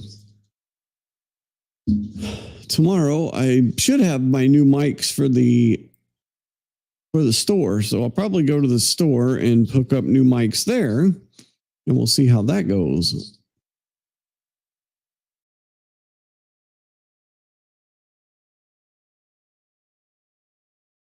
But anyway, yep. Okay, I am out. Thank you for hanging out. Thanks for going over this crazy trial with me every single night. I totally appreciate it. And I will, we'll see. I'm curious who the prosecution calls tomorrow. I think their main police witness is done. So now are they going to move on to some of the professional witnesses, the expert witnesses? I would think the jury is really looking forward to hearing some evidence from somebody that can tell them what the hell happened. Maybe, I don't know. But all right, I will kick it with you tomorrow. Okay. And let's see if this works. We will have an outro. If this works, we'll have a cool little short video outro from the show. It's just a little introduction to Agent. Well, it's a surprise because I don't remember which one I put. Okay. Hopefully this works. Maybe. I'm going to cross my fingers. Let's see. There's an end stream, but I don't see an outro button. So I'm just going to try. Okay. I'm going to cross my fingers and see if this works. Okay. Good night. Play outro and end stream. Yes. Introducing Agent Anthony Tony Miller from the Bureau, undermining misinformation. Welcome to the office, huh? Agent Miller takes the mission seriously with an eye toward the future. Retirement, man. One word only. You don't look that old. How long you got? 14 years, 5 months, 7 days, give or take. Who's counting? When it comes to finding misinformation, Agent Miller brings his A game. It's obvious. Dude's not right. Nolan Ryan, way tougher than Roger Clemens, period. Agent Miller is also a master of the interrogation. I say we just let him stew for a little bit. We'll go catch some coffee, eat some food, maybe check the scores. Then we finally go in. I'll take some notes, but really they're just doodles. I'm getting really good actually at some sketches. I'll show you later. Is there anything I can do for you guys? Chicky nuggies. Agent Anthony Miller, performing the mission of keeping us safe from dangerous misinformation.